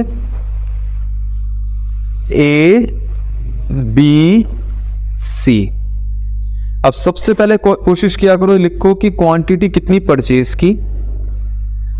अच्छा, कितनी कितनी परचेज की थी? 3000, 5000 एंड 2000। 3000, 5000 एंड 2000। आपकी इंग्लिश इंप्रूव करने के लिए मैं कोशिश किया करूंगा एटलीस्ट नंबर्स इंग्लिश में बोलो।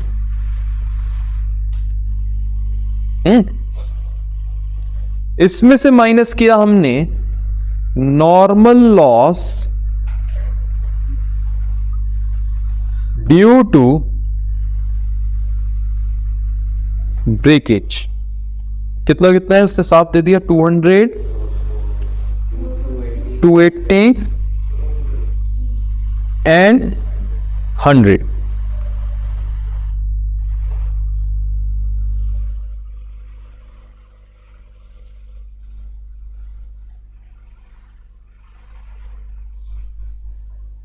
आपके पास आया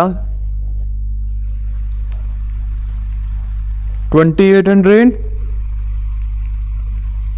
4720, 1900। इसमें से लेस किया 5% प्रोविजन फॉर डिटेरियोरेशन,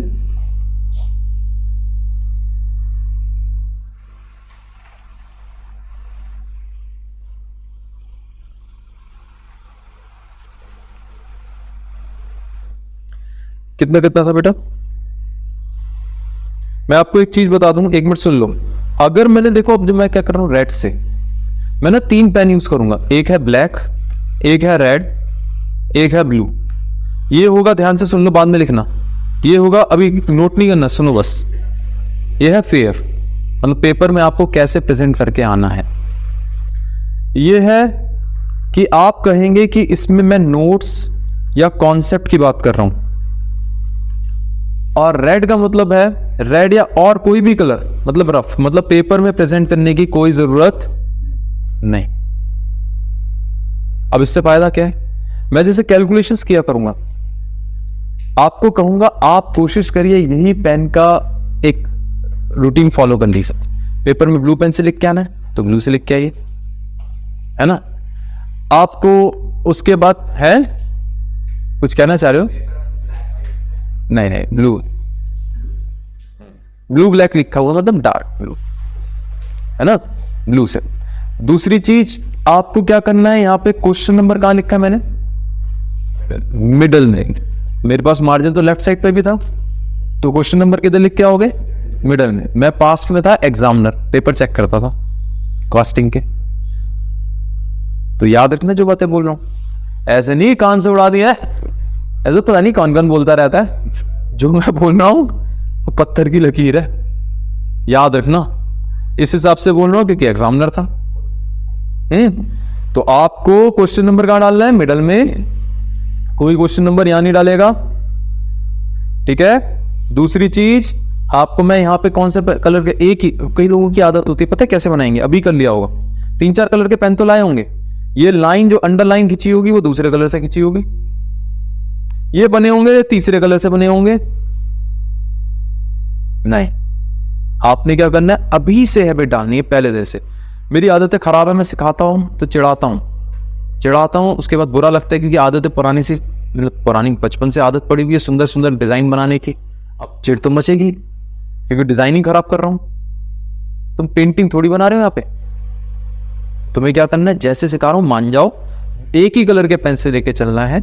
आपने क्या करना है, अगर मैंने यहाँ पे ब्लैक यूज किया, उससे फायदा क्या होगा, आप पेज पलट रहे हैं। जैसे ही आपने पेज पलटते पलटते ब्लैक देखा, इसका मतलब रुक जाओ, सर ने यहाँ नोट्स लिखवा रखा है, कॉन्सेप्ट लिखवा रखा है, ये पढ़ना है,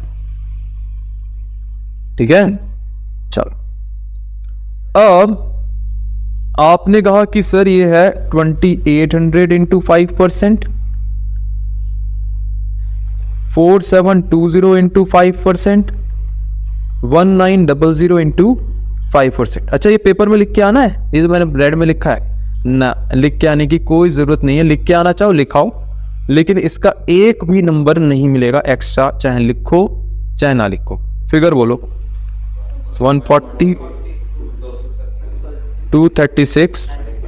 अच्छा, पिछली बार मैंने गलत लिखा था बुक के ऊपर जब मैंने कैलकुलेशन की थी। अच्छा, ये गलत था, 10% ले लिया था। तो आपने कहा कि सर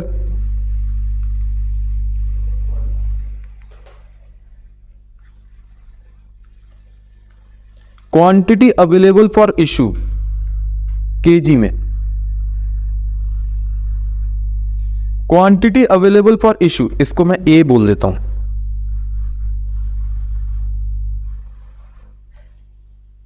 कितनी है? 2660 4,484 1805। ठीक है, अब यहां तक आ गया। किसको ये समझ में नहीं आया पहले बताइए। अब आपने कहा इसको ए भी हटाई दो, ये ए पे काट देते। अब आपने कहा कि सर अब देखनी है कॉस्ट। लास्ट स्टेप होगा कॉस्ट डिवाइड बाय क्वांटिटी, यही तो होगा। 3 स्टेप क्या बने, पहला हो गया क्वांटिटी, दूसरी हो गई कॉस्ट, लास्ट स्टेप क्या है cost divide by quantity, rate आ गया। Any confusion? तो लिखिए heading statement showing total cost of material. Statement showing total cost of material कैसे है? केमिकल्स हैं ए, बी एंड सी। अब सबसे पहले परचेज प्राइस, परचेज प्राइस। आपने कहा कि सर परचेज प्राइस में किस तरीके से है। अब यहां पे इसने सीधा दिया हुआ है एट ₹4.20 और नीचे जीएसटी वगैरह दे दिया है ना। तो ये जीएसटी इंक्लूसिव है या एक्सक्लूसिव? याद रखो, जब तक कुछ ना बोला जाए हम जीएसटी अलग चार्ज करते हैं। क्या याद रखोगे? जब तक कुछ ना बोला जाए जीएसटी हमेशा क्या होगा, अलग चार्ज होगा।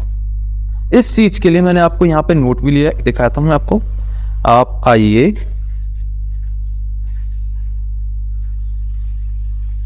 पेज 2-2 पे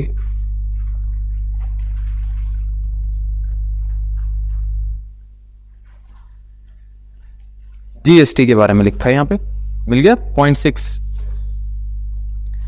आपको क्या करना है, अगर यहां पे क्या लिखा है, यहां पे लास्ट में unless mention specifically it should not be part, it should not form part of cost of purchase. मतलब क्या है, आप क्या कहोगे, किसी को कोट करते हो ना तो आप कहोगे 100 रुपये मेरी प्राइस है, 18 रुपीज मेरा जीएसटी, मेरा नहीं मतलब सरकार का है, तो मैं आपसे 118 रुपीज चार्ज करने वाला हूं या करने वाली। क्लियर है ना। आप कभी कोई बिल भी देखना, आपका जैसे मोबाइल का अगर बिल आता हो, बिल वाले अगर फोन होंगे या फिर आप किसी भी चीज का बिल देखोगे ना, तो उसमें लिखा होगा ये हमारी वैल्यू थी इनवॉइस की प्लस इतना जीएसटी, टोटल मैं आपसे इतना रुपए चार्ज कर रहा हूं या कर रहे हैं। जीएसटी भी 2 तरीके के होते हैं, एक बात को बता दूं, आईजीएसटी जैसे एक होता है आईजीएसटी, और अगर आईजीएसटी नहीं है तो सीजीएसटी है जीएसटी। तो पॉइंट क्या है यहां पे का आपने, अब यहां पे जब तक क्या है कॉस्ट ऑफ परचेज, जब तक कहा ना जाए हम कहेंगे कॉस्ट ऑफ परचेज में इंक्लूड नहीं है। और इसी चीज को मैंने जानबूझ के हिंट के तौर पे क्वेश्चन के नीचे भी लिख दिया। क्या ये पेपर में लिख के आएगा? नहीं आने। तो क्या कॉपी में लिखवाने की जरूरत है? नहीं, मेरे ख्याल से तो नहीं। 2 जगह लिख दिया भाई, अब जान तो नहीं लोगे। ठीक है, याद रहेगा ना। तो ये अलग है हमेशा। तो आपने कहा कि ठीक है सर बहुत आसान है, तो परचेज प्राइस आपका है 12,600, 19,000 एंड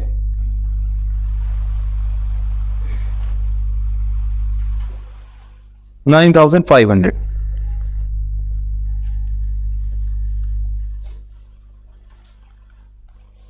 फाइव % जीएसटी इंडिविजुअली बताइए कितना कितना हुआ? 630, 950, 475। अगर किसी को ये समझ में नहीं आया, ही और शी में आस्क मी, मैं एक बार को कैलकुलेशन दिखा देता हूं यहाँ पे। 12,600 टाइम्स 5%।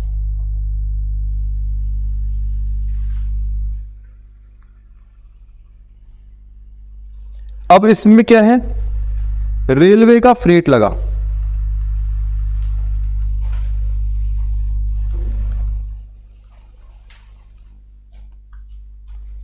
रेलवे का फ्रेट था 1,000 रुपीज। रेलवे का फ्रेट था 1,000। कितने कितने किलो माल लेके आए? तो आप कहोगे 3:5:2। समझ में आया या नहीं आया? इसे आप बोल सकते हैं वेट्स।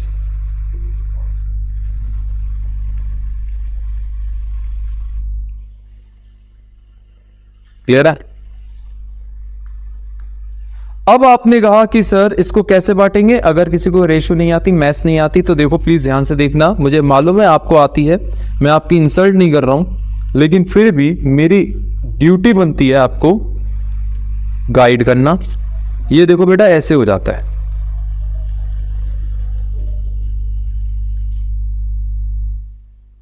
ठीक है, ये मेरी ड्यूटी बनती है आपको गाइड करना, इसलिए बताओ। ये हो गया 300। इसमें ऐड किया म्युनिसिपैलिटी टैक्स। आप चाहें तो कार्टेज भी पहले कर सकते हैं, ऐसा कोई जरूरी नहीं है। मेरे मुंह से निकल गया म्युनिसिपैलिटी टैक्स, आप चाहे तो पहले कार्टेज कर सकते हैं। एक्चुअली उसी लाइन में म्युनिसिपैलिटी टैक्स लिखा है, उसी में कार्टेज लिखा है, तो मैंने पहले म्युनिसिपैलिटी टैक्स पढ़ लिया।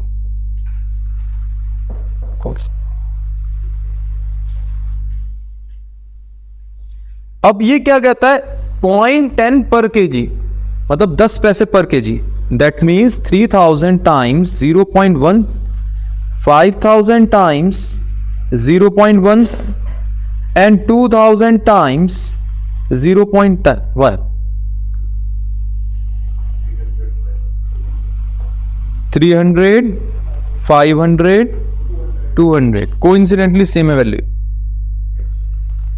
यहां पे आए, अब आ गया मैं कार्टेज। नेक्स्ट लाइन में कहता है he also paid cartage of 20 for chemical A, 30 नहीं 20, 63 और 31। आपने कहा कि सर इसके बाद मेरे पास आ गई टोटल कॉस्ट। एक बार चेक कर लो, कुछ रहना गया वही खर्चा वर्चा, प्लीज एक बार देख लेना। 13,850 बता रहे हैं।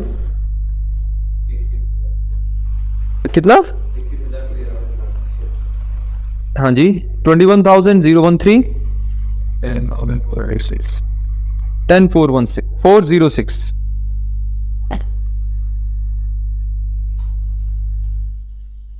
आपका रेट क्या आएगा? आपने का रेट आ गया, मेरे को बताने की जरूरत नहीं रेट कैसे निकालते हैं। देखो मैं अगर समझना हो तो ये 266 सीरीज डिनोमिनेटर बन जाएगा और 13,850 कितना आया बेटा?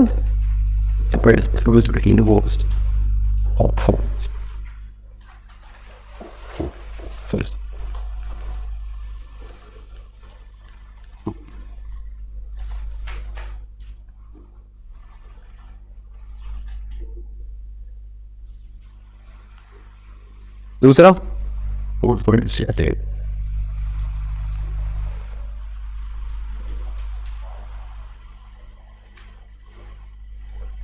बता दीजिए। 5.71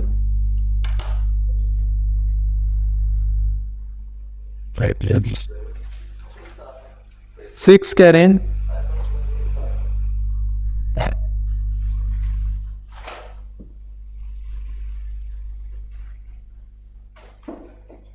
इसीलिए कहते हैं कैलकुलेटर यूज करो। मोबाइल जो होता है ना महंगा होता है, लेकिन सस्ता काम करता है। ठीक है, हम तो सोचते हैं महंगी चीज से निकाला तो सच्ची नहीं सही निकलेगा। हर महंगी चीज अच्छी नहीं होती है ना। चलो अब आगे बढ़ जाऊं, किसी को इसमें डाउट? क्वेश्चन 1 होमवर्क है, 2 पे हो गया, 3 हो गया, 3 पे आ जाओ, 3 होमवर्क, 4th पे आ जाओ।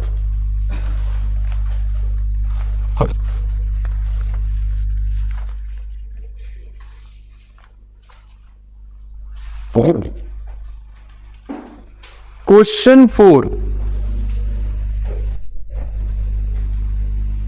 पढ़ो।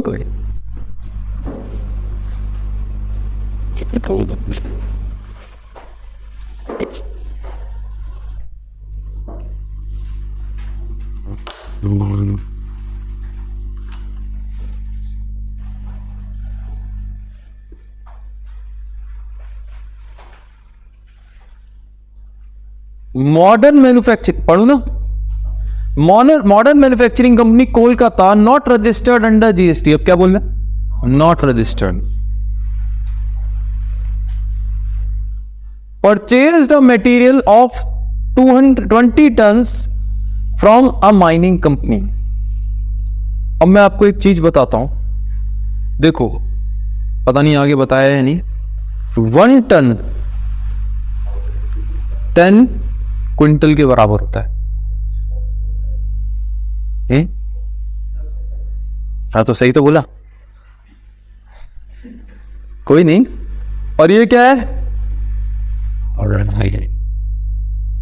क्लियर है? ये क्या है,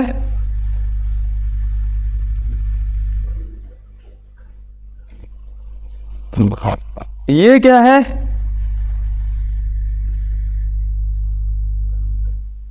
टन टनाटन, टन टन था।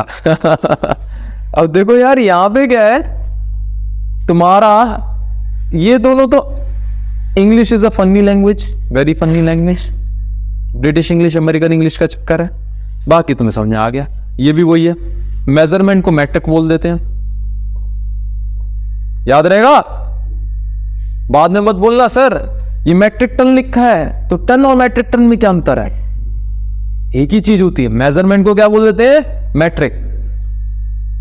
ठीक है, तो आपने कहा ठीक है, तो बाकी चीज याद हो गई। 1 टन इज इक्वल टू कितना है, तो आपके रजिस्टर पे जो छत है ना, वो नहीं, रजिस्टर पे सफेद पट्टी जो खाली होती है उसके ऊपर लिखो, जल्दी लिखो, लिखो भूलोगे नहीं तो। लिख लो ये चीज, रजिस्टर की छत पे लिख लो, क्योंकि हमारी निगाह उस पर जरूर जाती है।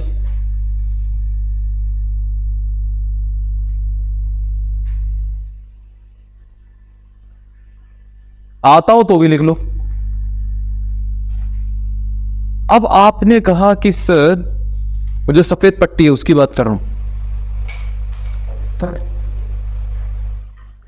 देखिए आपने कहा कि सर देखिए, कहता है हमारी एक फर्म है जो कि रजिस्टर्ड नहीं है जीएसटी में, उसने 20 टन खरीदा एक माइनिंग कंपनी से।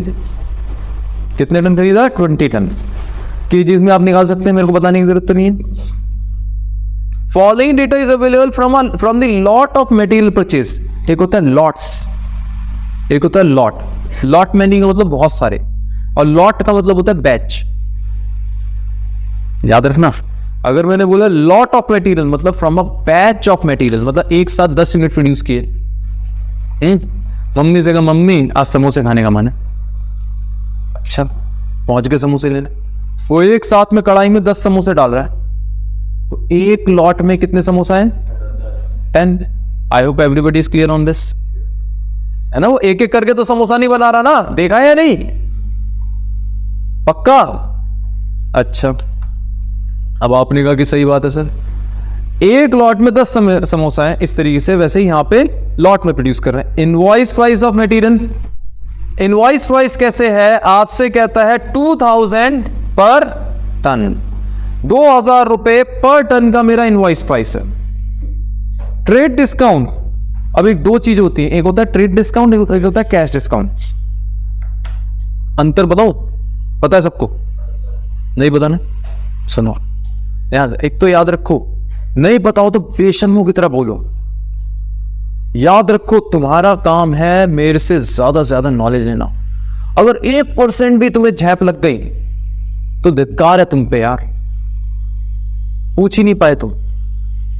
खूब दिन जितना मन करे पूछो। मुझे इतना मजा आता है जब कोई डाउट पूछता है कि यार मुझे अच्छा लगता है कि यार मैंने कुछ उसकी बात उसको अब एक स्टेप आगे बढ़ा दिया अब अच्छे नंबर लाने के लिए। क्योंकि डाउट खत्म तो बस नंबर ही नंबर है, फिर बचा क्या। देखो समोसे खरीदने चले, चलो समोसे खरीदने पहुंचे, मान के चलो आप पहुंचे, पहले आप जाएंगे फिर मैं। आप 10 समोसे ले रहे हैं, एक समोसा से लेटर से 10 रुपए का है, कितने के आएंगे? 10 समोसे कितने के आएंगे? 100 के, बिल्कुल 100 रुपए के समोसा है। इसमें बार्गेनिंग कर लिए, बहुत अच्छा था यार बार्गेनिंग में, बिहार का शेर है हमारा, बार्गेनिंग का डाली 90 रुपए में समोसा फाइनलाइज कर लिया। 40 रुपीज दिए इसने, कहते हैं अभी मेरे भाई आएंगे, बड़े भाई वो ले जाएंगे। मुझे आके समझाता है वहां जाओ ना तो 50 मत देना। मैं कहा क्यों? अरे देखो तो मजा आएगा। मैं कहा चलो। जब ये पहुंचा था, इसने जब डिस्कस किया फाइनलाइज किया तो इसने ट्रेड करते समय फाइनलाइज किया था, याद रखना है ना, 10 रुपए। अच्छा मैं पहुंचा तब तक उनका बेटा बैठा हुआ था। मैंने कहा जी ये पर्ची देख लो, 90 रुपए देने, 90 रुपए में से 40 रुपीज दे चुके हैं हम, अब 50 रहते हैं। भाई साहब थोड़ा सही कर लो। मैं क्या पहले ही सही है, कर लो। उसने 45 रुपीज लगाए। मतलब जब मैं उसको कैश पे कर रहा था, जब मैं क्या कर रहा था, कैश पे कर रहा था, उस समय मैंने दूसरा डिस्काउंट लिया। ट्रेड का मतलब जब डील फाइनल, ट्रेड का मतलब क्या है? जब डील फाइनल है। और कैश का मतलब जब पेमेंट हो रही है। बात समझ में आई या नहीं आई? डील फाइनल हुई थी 90 में, पैसे पे किए 85, तो 100 का 90 का डिफरेंस 10 रुपए क्या कहलाएगा? Trade discount. क्लियर है? और 90 और 85 का बीच में डिफरेंस क्या कहलाएगा? Cash discount. किसको समझ में नहीं आया? अकाउंट्स की वजह से क्या? कोई बात नहीं आते। देखो एक बात याद रखना, हम तो सीधी बात है, हमें नहीं आता कुछ, हमें सिखाओ। 2 मिनट ज्यादा लग जाएंगे, लग जाने दो। नहीं आता नहीं आता, बस हम तो पूछेंगे कर लो क्या करोगे। ठीक है, ये अप्रोच रखना। तो आपने कहा कि सर ट्रेड डिस्काउंट क्या था? देखो 2000 की बात फाइनल हुई, कितना होता है? 400, 1600 मेरे पास ये प्राइस फाइनल हुआ। परचेस प्राइस पहला था, लिस्ट प्राइस। पहला कौन सा प्राइस था? लिस्ट की। लिस्टिंग कितने की थी? अमेज़न पर देखते हो लिस्टिंग, जैसे अभी भी देखी थी मैंने जब गलत फिगर बोल दी थी। एक थी लिस्टिंग, एक थी लिस्टिंग। 60,000 लिस्टिंग है, एसी बेच रहा है वो 49,000 का, वो ट्रेड डिस्काउंट था। वो कितना था? 21,000 नहीं, कितना 19,000 बना ना, 19,000 समथिंग का हमारा ट्रेड डिस्काउंट। समझ आया? ऐसे ही यहां पे ट्रेड डिस्काउंट कितने का है? 40%। और 20% का 400। समझ आ गया? लिस्ट प्राइस में से आपने कहा ये कोटेड प्राइस है या परचेज प्राइस है। अब इस पे आई बात किसकी? GST, CGST, SGST. बोलो। आपने कहा ठीक है, सेम स्टेट का इसलिए एसजीएसटी फंस गया। मतलब 18% है टोटल, सीधी बात, हमें कोई मतलब नहीं है, टैक्स वाले सर पढ़ाएंगे। 18% 2 पार्ट में। आपने कहा कितना होता है बेटा? 288। तो आपने कहा कि सर ये हो गया हमारा, जो भी फिगर आती है, जो भी फिगर आती है, 18 बता रहे हैं, 88 किया है। अब हमने आगे बात की फ्रेट एंड इंश्योरेंस की। फ्रेट एंड इंश्योरेंस आपने कहा ये कितना है? 2%। इसमें 2% और जोड़ देंगे, जो भी आएगा। कहता है आफ्टर जीएसटी जो कॉस्ट आ रही है ना नेट मटेरियल, उसने क्लियर कर दिया, तुम कंफ्यूज ना हो। अगर यहां पे ना क्लियर करता तो हम असम्पशन लेते कि आफ्टर जीएसटी। अगर ना क्लियर करता तो क्या करते? असम्पशन लेते। समझ में आया या नहीं आया? क्योंकि भाई कुछ तो लेना पड़ेगा। कोई कहते हैं कि बिफोर, कोई कहते हैं आफ्टर, तो इंस्टीट्यूट ऐसे में कंफ्यूज हो जाता है। इंस्टीट्यूट क्या करता है? दोनों तरीके से नंबर देता है। लेकिन हमारे को क्या करना होता है, अगर क्वेश्चन में गलती है तो नीचे कंपलसरी एजम्पशन लिख के आ रही है, लेकिन एजम्पशन भी ऐसी नहीं होनी चाहिए कि कुछ का कुछ, क्वेश्चन सॉल्व नहीं हो रहा, बैलेंस शीट मैच नहीं करी, अरे मैंने एज्यूम कर लिया ये फिगर एसेट की वैल्यू अलग है, मैच कर दी समझे या नहीं, वो नहीं चलेगी। एजम्पशन का मतलब क्या है, लॉजिकल एजम्पशन, सही है या नहीं है। तो आपने कहा ठीक है। अदर चार्जेस फॉर डिलीवरी 100 रुपये पर टन, 100 रुपए पर टन है delivery charge. Cost of container, अब देखो कॉस्ट ऑफ कंटेनर कैसे बोला, ध्यान से देखो, 20 rupees per box of 1 quintal. अब बात आई टन और क्विंटल की, अब आई टन और क्विंटल की बात। क्या बोला, 20 रुपए पर बॉक्स खर्चा आएगा और एक बॉक्स 1 क्विंटल का है। पहले बताओ टन कितने थे, टन थे 20, मिल गया सबको। 1 टन कितने कुंटल के बराबर है, तो 20 टन कितने कुंटल के बराबर होंगे, क्या मुझे समझाने की जरूरत है। अब आपसे कहता है ध्यान से पढ़ना लाइन, कॉस्ट ऑफ कंटेनर कितनी है, 20 रुपीज पर बॉक्स, और एक बॉक्स 1 कुंटल का, 1 बॉक्स 1 कुंटल, तो 200 कुंटल कितने के बराबर हुए, 200 बॉक्स। मेरे घर से मुझे समझाने के साथ है ना। अच्छा ये एट 20 है तो कितना है, मल्टीप्लाई करके जो भी आएगा, आ गया समझ में, पॉइंट क्या था समझ में आ गया ना, पॉइंट ये है, उसके हिसाब से आप कॉस्ट निकाल दो।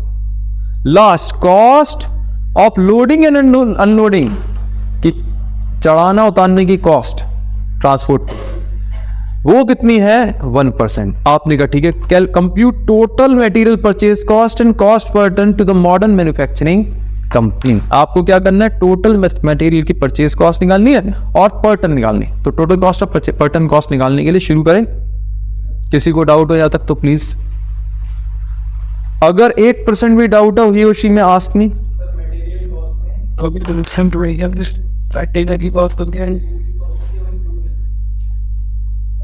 नहीं देखो, मटेरियल की जो ओरिजिनल परचेज प्राइस होती है, अब जैसे मान के चलो आप अमेज़न से परचेज नहीं कर रहे, इनका डाउट क्या है, क्या मटेरियल में कार्टेज वगैरह इंक्लूड होता है या नहीं, ये डाउट है।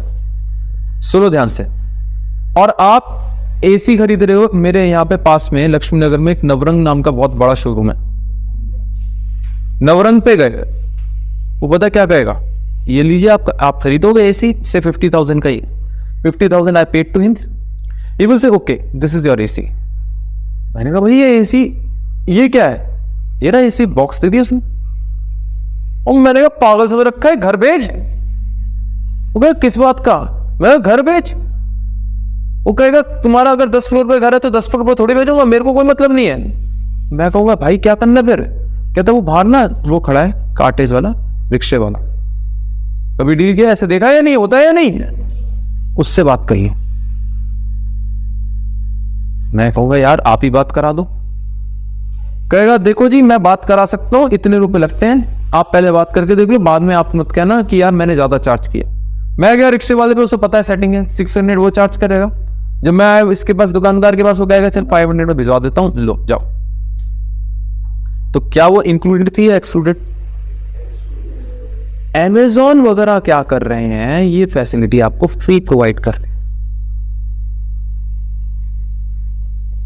बात क्लियर हुई या नहीं हुई। नॉर्मल जो कल्चर होता है, उसमें डिलीवरी इंक्लूडेड नहीं होती, एक्सेप्ट इन अ सिचुएशन जहां साफ लिखा हो कि डिलीवरी आपकी फ्री है।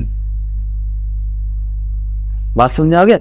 तो जब हम, लेकिन अब सुनो ध्यान से, तो ये इंक्लूसिव तो होगा नहीं प्राइस, बात क्लियर हो गई। अब बात आई, मैं जब माल परचेज करके अपने यहां मैन्युफैक्चरिंग में लगा रहा हूं, तो जब मैं मटेरियल की कॉस्ट लिखूंगा उसमें, अभी तो लेबर की भी निकालनी है, जो मटेरियल की कॉस्ट लिखूंगा मैं कहूंगा देखो जी ये परचेज प्राइस था, ये टैक्स था, ये था, ये था, ये कॉस्ट ऑफ लोडिंग, मैं सारे खर्चे डाल के फिर टोटल लिखूंगा कि मेरे को इतने का फाइनली मटेरियल पड़ा।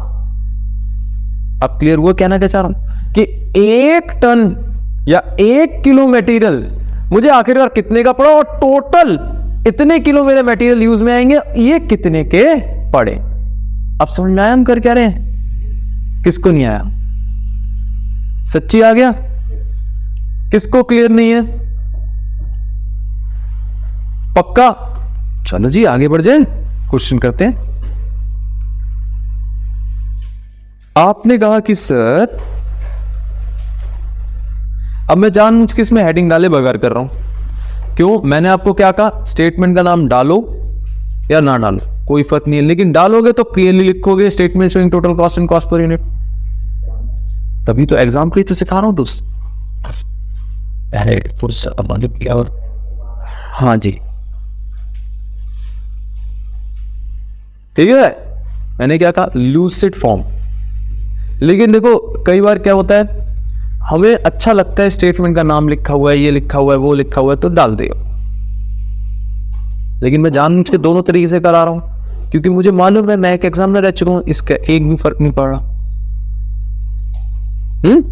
चलो अब इसमें क्या शुरू करेंगे, सबसे पहले 20 टन्स एट ₹2000 पर टन। अब मैंने देखो एक ही लाइन में दो इंग्लिश की लाइन यूज कर ली, टन टनाटन, एक डबल NES, एक TON। आपकी चॉइस है, आप कैसे भी लिख लो। इंग्लिश के बारे में ज्यादा मत सोचना, वहां इंप्रूव जरूर करना अपनी। On a daily basis you shall improve it, because हमारी नॉर्मल बिजनेस लाइफ में आज इंग्लिश एक बहुत इंपॉर्टेंट पार्ट है।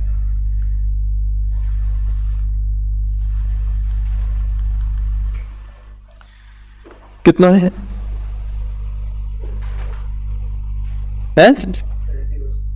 8000 आ गया। 20% तो मुझे भी पता है।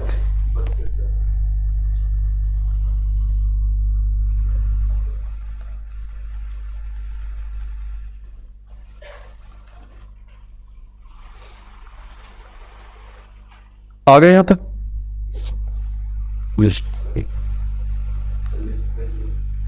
एक ही बात है, पहला वाला होता है लिस्ट प्राइस सबसे पहला, और ये होता है परचेज प्राइस। समझ आ गया? ये जो सबसे ऊपर है ना, ये लिस्टिंग था। अच्छा, अब आपने कहा कि सर CGST ऐड 9% और ऐड SGST ऐड 9%। लिखते इसको अलग अलग है, होता है सीधा 18% है। कितना कितना आया बेटा? 2880 बता रहे।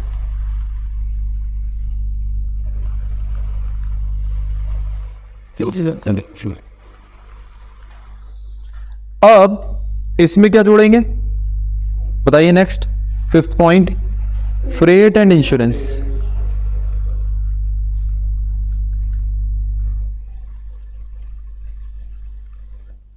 फ्रेट एंड इंश्योरेंस क्या है? 2% ऑफ कितना है? 37760। हाँ जी बताइए कितना?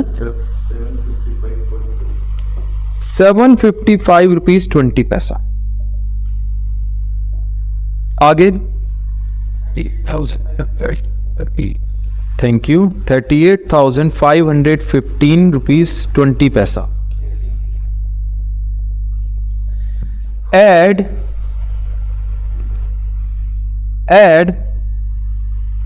Other delivery charges.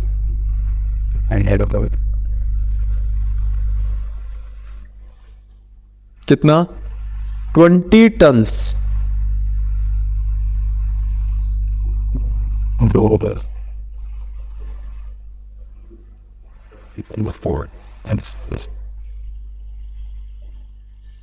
at ₹100 per ton।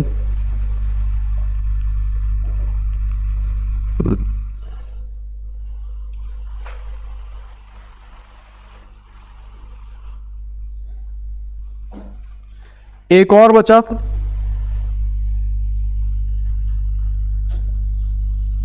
अब बचा कॉस्ट ऑफ कंटेनर,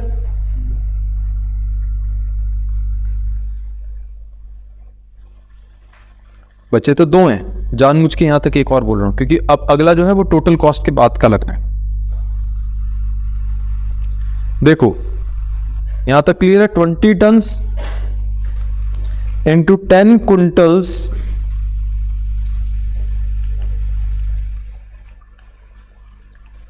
पर टन इंटू 1 बॉक्स पर क्विंटल एट रुपीज कितना है 20 पर बॉक्स।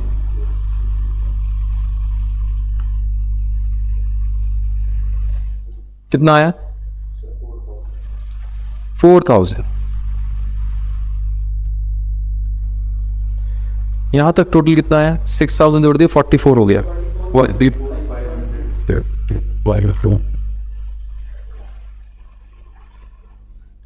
इसके बाद आपने क्या जोड़ा, अब ध्यान से देखना इसने क्या गेम खेला है, लोडिंग अनलोडिंग का, और ये जिसने नहीं सुना वो गया काम से पेपर में।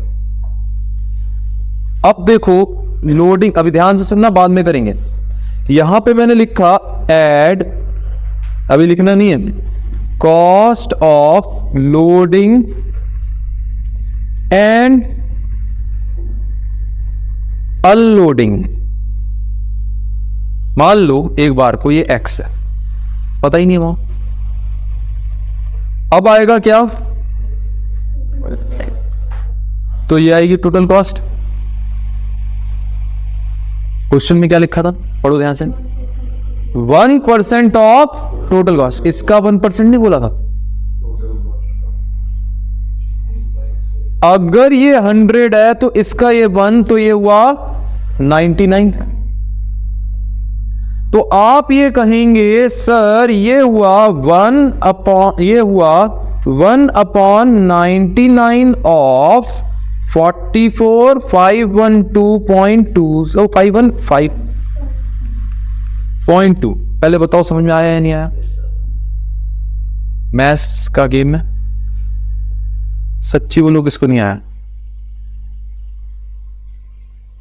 देखो मैं ये कह रहा हूं, अगर ये 99 रुपए पे 1 रुपए का खर्चा है, तो अगर यहां पे 44,000 समथिंग हो जाए तो यहां कितना आएगा। बात समझ में आई या नहीं आई, थोड़ा सा मैथ्स का है, अगर मैथ्स वीक है किसी की प्लीज बोलो, पक्का, शर्म आ रही हो तो अलग से पूछ लेना, रोकना नहीं ये, क्योंकि मैथ्स है। मान के चल रहा हूं सबको क्लियर है, और ये अंडरलाइन पे, इसको अंडरलाइन पे, टोटल कॉस्ट को अंडरलाइन करो और लिखो, बुक पे लिखो, पेपर में इसे बड़े ध्यान से देखना है कि वो टोटल कॉस्ट पे है या नहीं। अब अपने आप से लिखो इस बात को, अपने मन से लिखो कि पेपर में इसी चीज को आपने ध्यान से देखना है, क्या कि ये किस चीज पे लिखा हुआ है। क्योंकि पूरा क्वेश्चन सही किया, एंड में गड़गोबर करके आ गए तो स्टेप मार्किंग तो है, इससे पहले की तो मिलेगी, लेकिन टोटल का सबसे ज्यादा मार्क्स होते हैं बेटा। तुम्हें क्या लग रहा है वो पागल है, उसने जानबूझ के दिया टोटल कॉस्ट, पागल नहीं है वो बहुत शाना है, जिसे कहते हैं 1.5 शाना, समझे। तो इस चीज को आपको पेपर में रिवाइज करना है ध्यान से, और देखना है जब बुक में करके वहां पे पेपर करके आओगे, तो जब इस चीज के लिए मार्क कर लो कि जब हम पेपर में जाएंगे उस समय परसेंटेज ऑफ क्या लिखा हुआ है उस पर ध्यान देंगे। क्योंकि अगर मैंने इन चीजों को ध्यान दे लिया तो विश्वास करो फेल तुम्हारे को कोई खुदा नहीं करा सकता, क्योंकि गलतियां तुम यही करते हो, वहां पे प्रेशर होता है कि नहीं होता। ऑपरेशन में क्या होता है, सिर्फ गलती उस समय, सर टाइम नहीं था, सर दिमाग नहीं चला, तो पहले ही से अगर माइंड मेकअप करके जाओगे कि ये चीज देखनी है कि ये गड़बड़ हो सकती है, तो अगर गड़बड़ करने की उसने चालाकी की तो गड़बड़ नहीं कर पाओगे। चलो आप करो करो।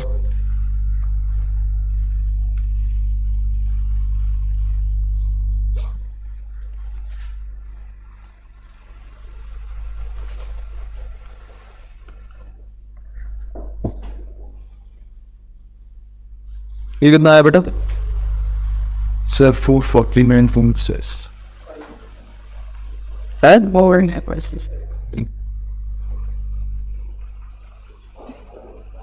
अप्रॉक्स सारा पूरा आ रहा है। अब कितना है? But we'll be at bed.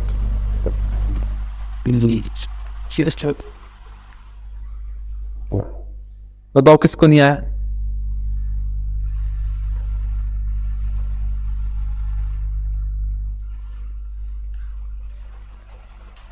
देखो इसको अगर आप इसका 1% कर रहे हो, ये आ रहा है या नहीं आ रहा?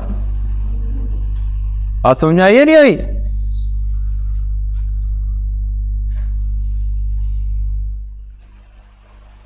ये मैं आपको इस तरीके से लिख देता हूं, 1% ऑफ, रिवाइज करने के लिए 1% ऑफ 100,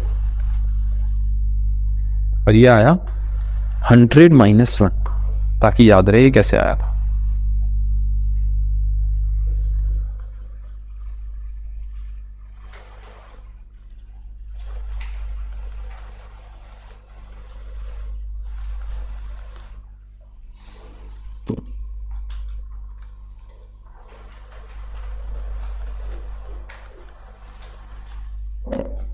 बोलिए कितना आया?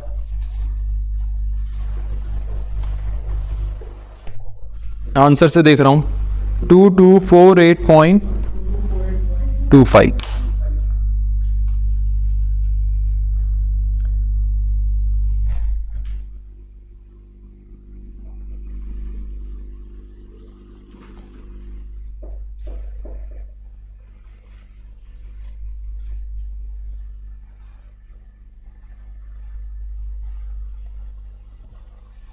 किसको समझ में नहीं आया है? आ गया? अब देखो ये मान लो फर्स्ट और थर्ड क्वेश्चन आप कर लोगे, एक बार इसको गो थ्रू करो, हल्का से जल्दी से गो थ्रू करो कि कर पाओगे या नहीं।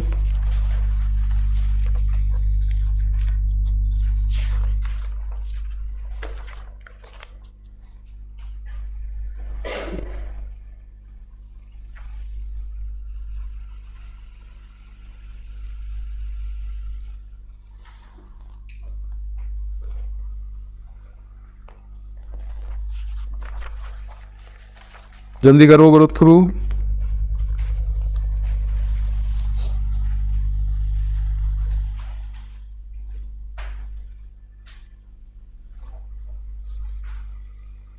Maybe this starting out playing. Click didn't look up cliff day. Credit is not allowed का मतलब आप, हाँ आप ऐसे सोचो, अगर किसी चीज का क्रेडिट अलाउ हो जाता है तो उतना खर्चा कम हो जाता है, क्योंकि उतना तो सेट ऑफ हो गया। जैसे 1000 रुपए पे 18 रुपए का टैक्स है, लेकिन उसमें से 5 रुपीज अगर क्रेडिट अलाउ हो गया तो 18 नहीं रहेगा, 13 हमारी कॉस्ट बनेगी। अब क्लियर हो गया?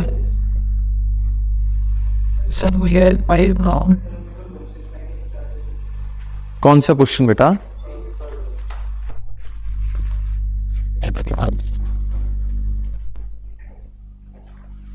देखो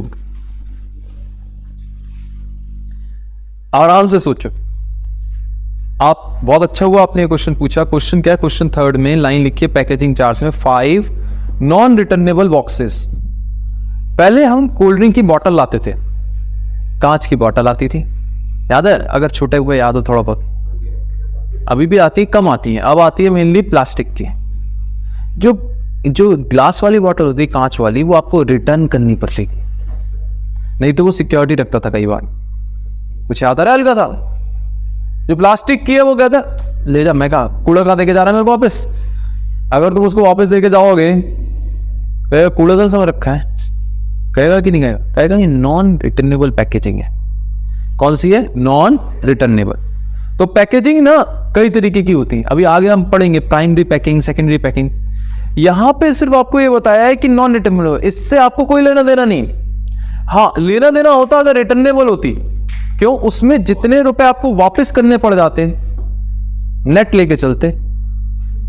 बात समझे या नहीं? जैसे आप एक कोल्ड ड्रिंक लेके आए, 50 रुपीज की लेके आए, मान लो 10 रुपये तब वापस मिलेंगे जब बॉटल वापस करके आओगे, तो आपको कॉस्ट 40 पड़ेगी अगर बॉटल वापस कर दी, अगर नहीं की तो 50। वो केस अलग होता है।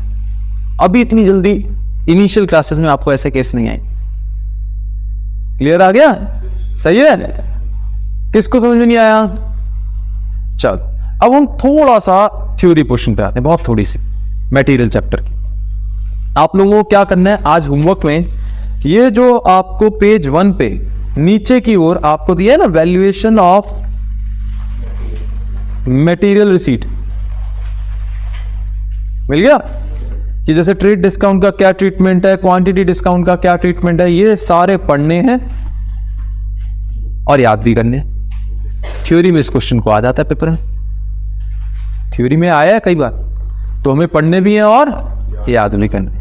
ठीक है, अगर कुछ समझ में नहीं आता तो आप इसको नेक्स्ट क्लास में पूछोगे। जैसे कई लोगों को समझ में नहीं आएगा डीमरिज क्या है, तो उन्होंने मीनिंग भी बताया है, इसीलिए मैंने कहा पहले पढ़ो समझो, नहीं समझ में आया तो पूछना। ठीक है, आपने कहा ठीक है सर। अब बहुत आसान है, इसमें कुछ मुश्किल नहीं है, मेन मैंने सारा करा दिया। बाकी आपको कुछ लॉजिक क्या लगाओगे कि यार ये खर्चे में लेके कब चलना है, कब नहीं लेके चलना है, बस, है ना? चाहे कोई टैक्स हो, ड्यूटी हो, एक्साइज हो, वो सारा खर्चे का पार्ट माना जाता है सिवाय इलीगल खर्चे का। आपने कहा ये कैसे? मैं मान लो घर से चला विनायक की शादी के लिए, बारात में जा रहे हैं, अब सब चल रहे हैं हम, अभी नहीं कई साल हैं, अभी मत करा देना, बच्चा है अभी वो। अब विनायक की शादी में जा रहे हैं, मैंने क्या किया, रेड लाइट ब्रेक कर दी। रेड लाइट ब्रेक कर दी। अब हम लोगों ने सबने मिलके मान के चलो 10,000 का शगन बनाया था, लेटस से, या गिफ्ट खरीदा था, सब जा रहे थे, मैं कार चला रहा था या बस चला रहा था, जो भी था, हम लोग सब साथ में चल रहे थे। तो मैं ये नहीं कहूंगा 10,000 प्लस 500 रुपए या 1,000 रुपए या 10,000 रुपए का जो चालान, इसकी शादी पे इतना खर्चा है। क्यों? वो खर्चा एबनॉर्मल लॉस है। वो खर्चा कौन सा लॉस है? एबनॉर्मल। वो नॉर्मल है या एबनॉर्मल है? एबनॉर्मल। ऐसे तो मैं 10 रेड लाइट तोड़ दूं, आप कहोगे सर हाथ जोड़ते हैं आपसे, आप गाड़ी से पीछे आ दो, मैं चला लेता। आप पीछे तो आओ, पहली तोड़ी, दूसरा किसी को फोड़ा, तीसरा कुछ और किया, रेड लाइट ब्रेक कर दी। आप कहोगे मालिक हाथ जोड़ते हैं, शेयरिंग चल रही है खर्चे की, आप पीछे आ जाओ। या फिर आप ये क्या कहोगे, सर देखो हमारी बात हुई है गाड़ी को यहां से विनायक की शादी तक ले जाने की, आप कूद के जबरदस्ती बैठ गए कि मैं ही चलाऊं, मैंने कोई चलाई नहीं गाड़ी, मैं बैठ जाओ। लेकिन मैं आपके साथ पेट्रोल शेयर करूंगा, गाड़ी का रेंट शेयर करूंगा और गिफ्ट के पैसे शेयर करूंगा। इसके सिवाय तुम जो कर रहे हो तुम्हारी जिम्मेदारी है भैया, मेरे सर पे मत डालो। तुम क्या कहोगे, यही कहोगे कि नहीं कहोगे? अब ये क्या है, एक रेड लाइट थोड़ी दूसरी, ये कहोगे कि नहीं? तो एबनॉर्मल लॉसेस को आप क्या करते हैं, आप कहते हो कि पार्ट तो है खर्चे का, ऐसा नहीं है, लेकिन वो मटेरियल का पार्ट नहीं बनेगा। वो कहां जाएंगे? आप कहोगे उसको P&L अकाउंट में ना साफ साफ बड़ा बड़ा दिखाओ, इन्हें गाड़ी चलानी नहीं आती, अगली बार दोगे तो दोबारा 10,000 का लॉस करेंगे चालान के। तो एबनॉर्मल लॉस क्या करते हैं हम, बड़ा साफ साफ कहां दिखाते हैं? P&L अकाउंट में। क्लियर हो गया है? तो जितने भी इसमें अब देखो नीचे आपको यहाँ पे एबनॉर्मल लॉस वगैरह जो भी दिखेंगे, जो तुम बदमाशी कर रहे हो वो सारे क्या, जैसे abnormal shortage due to abnormal reasons, वो सारे कहां जाएंगे? पिलफरेज क्या होता है, मिस हैंडलिंग क्या होता है, मैंने अभी इसीलिए बताया नहीं, मैंने सिर्फ बेसिक्स बता दिया। आप खुद सोचोगे ना, देखो दिमाग एकदम खुल जाएगा, अपने आप ये सारे एग्जांपल लग जाएंगे। पिलफरेज क्या होता है? छोटी मोटी चोरी। विश्वास करो जिससे दुनिया का कोई आदमी नहीं बच सकता, चाहे कितने भी CCTV लगवा लो, नहीं बच सकते ना। तुमने चौक चोरी किए हैं? नहीं खेलते थे चौक से? तुम्हारे स्कूल में चौक नहीं थे क्या? इतने शरीफ बच्चे थे, चौक से नहीं खेले?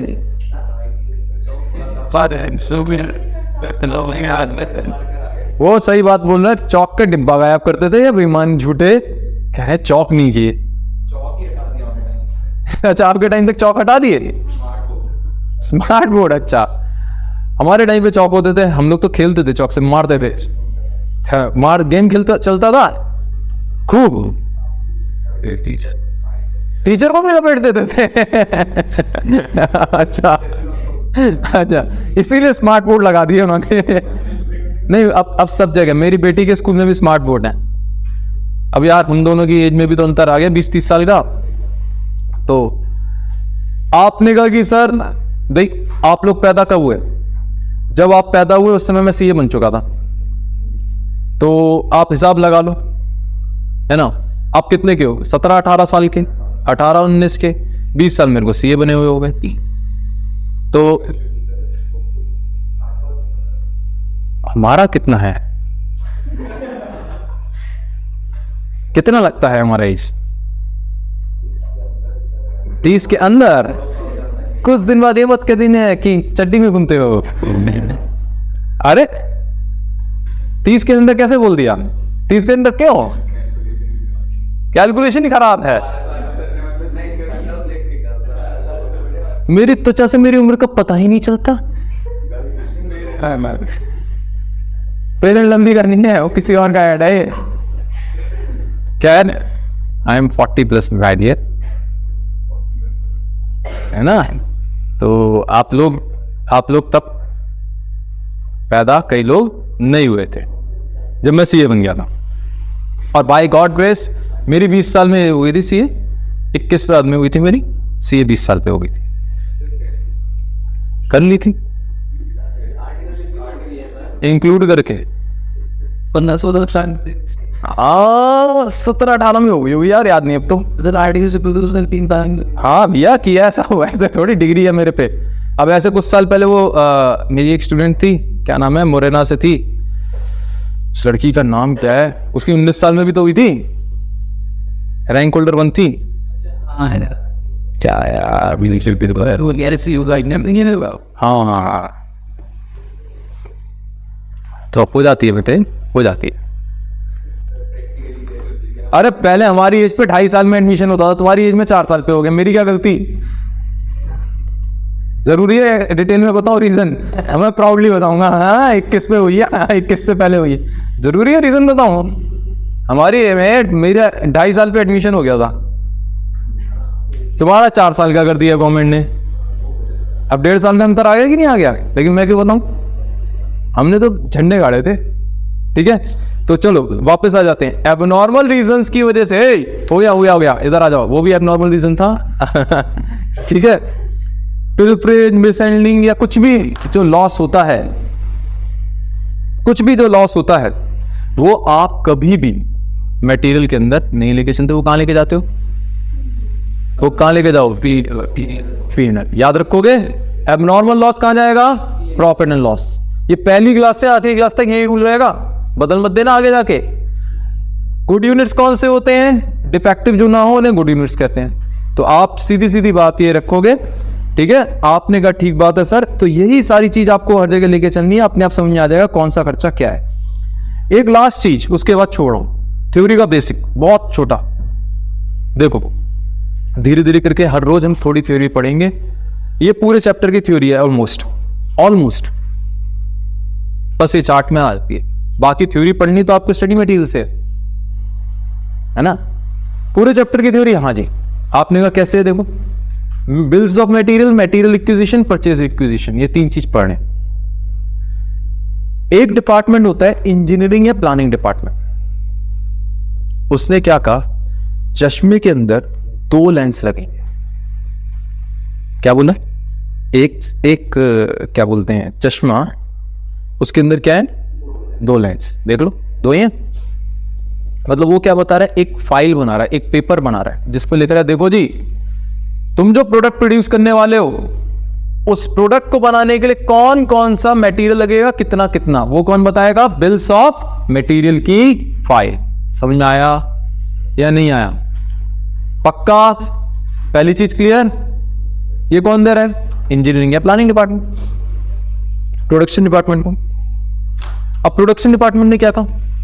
उसको जैसे मटेरियल चाहिए, जब उसने मटेरियल मांगा, वो किससे मांगेगा?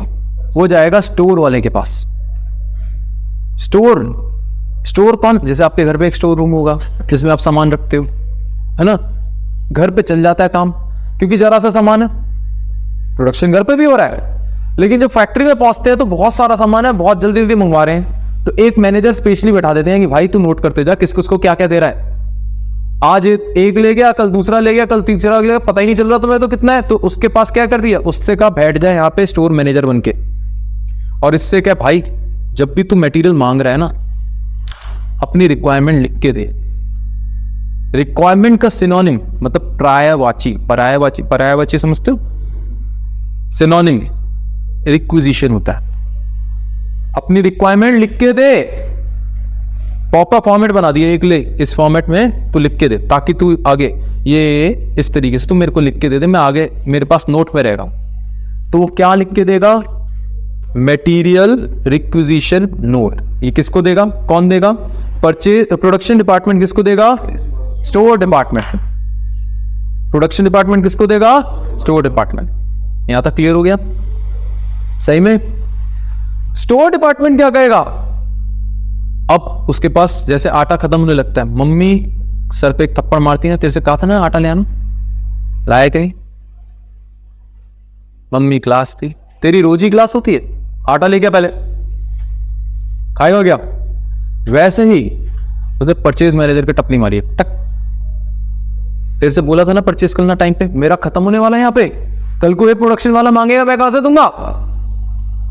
बात समझ में आई है नहीं आई, प्रोडक्शन डिपार्टमेंट वाला मांगेगा तो मैं कहां से दूंगा। तो स्टोर डिपार्टमेंट क्या कह रहा है इससे, मैंने इसको भेजी, मैं स्टोर डिपार्टमेंट हूं, मैंने इसको क्या बोला भाई परचेज कर। परचेज डिपार्टमेंट वाला कह रहा है तूने लिख के कब दिया था, मुंह से बोला था, मेरे को मुंह की बात सुनाई नहीं देती, याद नहीं रहती, मुझे मुंह से बात सुनाई याद नहीं रहती, कब बोला हूं। वो भी पागल सा हेड़ा सा बन गया, तूने कब बोला। तो कहता अब लिख के दे, हम एक कॉपी वगैरह बाद में और कॉपीज का सिखाऊंगा कि तेरे को लिख के दे रहा हूं, एक रिसीट दे दे कि तेरे को लिख के दिया, बाद में तू पलट नहीं सकता। समझ आ गया। तो आपने कहा ये इसने क्या दिया, परचेज रिक्विजिशन की रिक्वायरमेंट है। फिर ये आगे अब टेंडर वगैरह निकालेगा, फिर कोटेशन मंगाएगा, फिर परचेज ऑर्डर इशू करेगा, वो हम बाद में पढ़ेंगे। और इसके बाद हम देखेंगे कि क्या स्टोर मैनेजर ये सोचने बैठेगा, जो नेक्स्ट क्लास में पढ़ने वाले हैं, कि कितने यूनिट क्वांटिटी मटेरियल की मेरे पास होनी चाहिए, कब मुझे ऑर्डर करना चाहिए, ताकि हमारी कॉस्ट मिनिमम रहे। ये चीज हम नेक्स्ट क्लास में पढ़ने वाले हैं, जिसका नाम है इन्वेंट्री कंट्रोल। इन्वेंट्री को कंट्रोल करना कि भैया कितनी इन्वेंट्री रखनी है मुझे, क्योंकि ज्यादा इन्वेंट्री रख लूंगा तो कॉस्ट बहुत ज्यादा लग जाएगी। चलो आज यहीं पे रुकते हैं, आगे इसके आगे बढ़ेंगे। आज के लिए इतना ही, आज के लिए टाटा बाय बाय।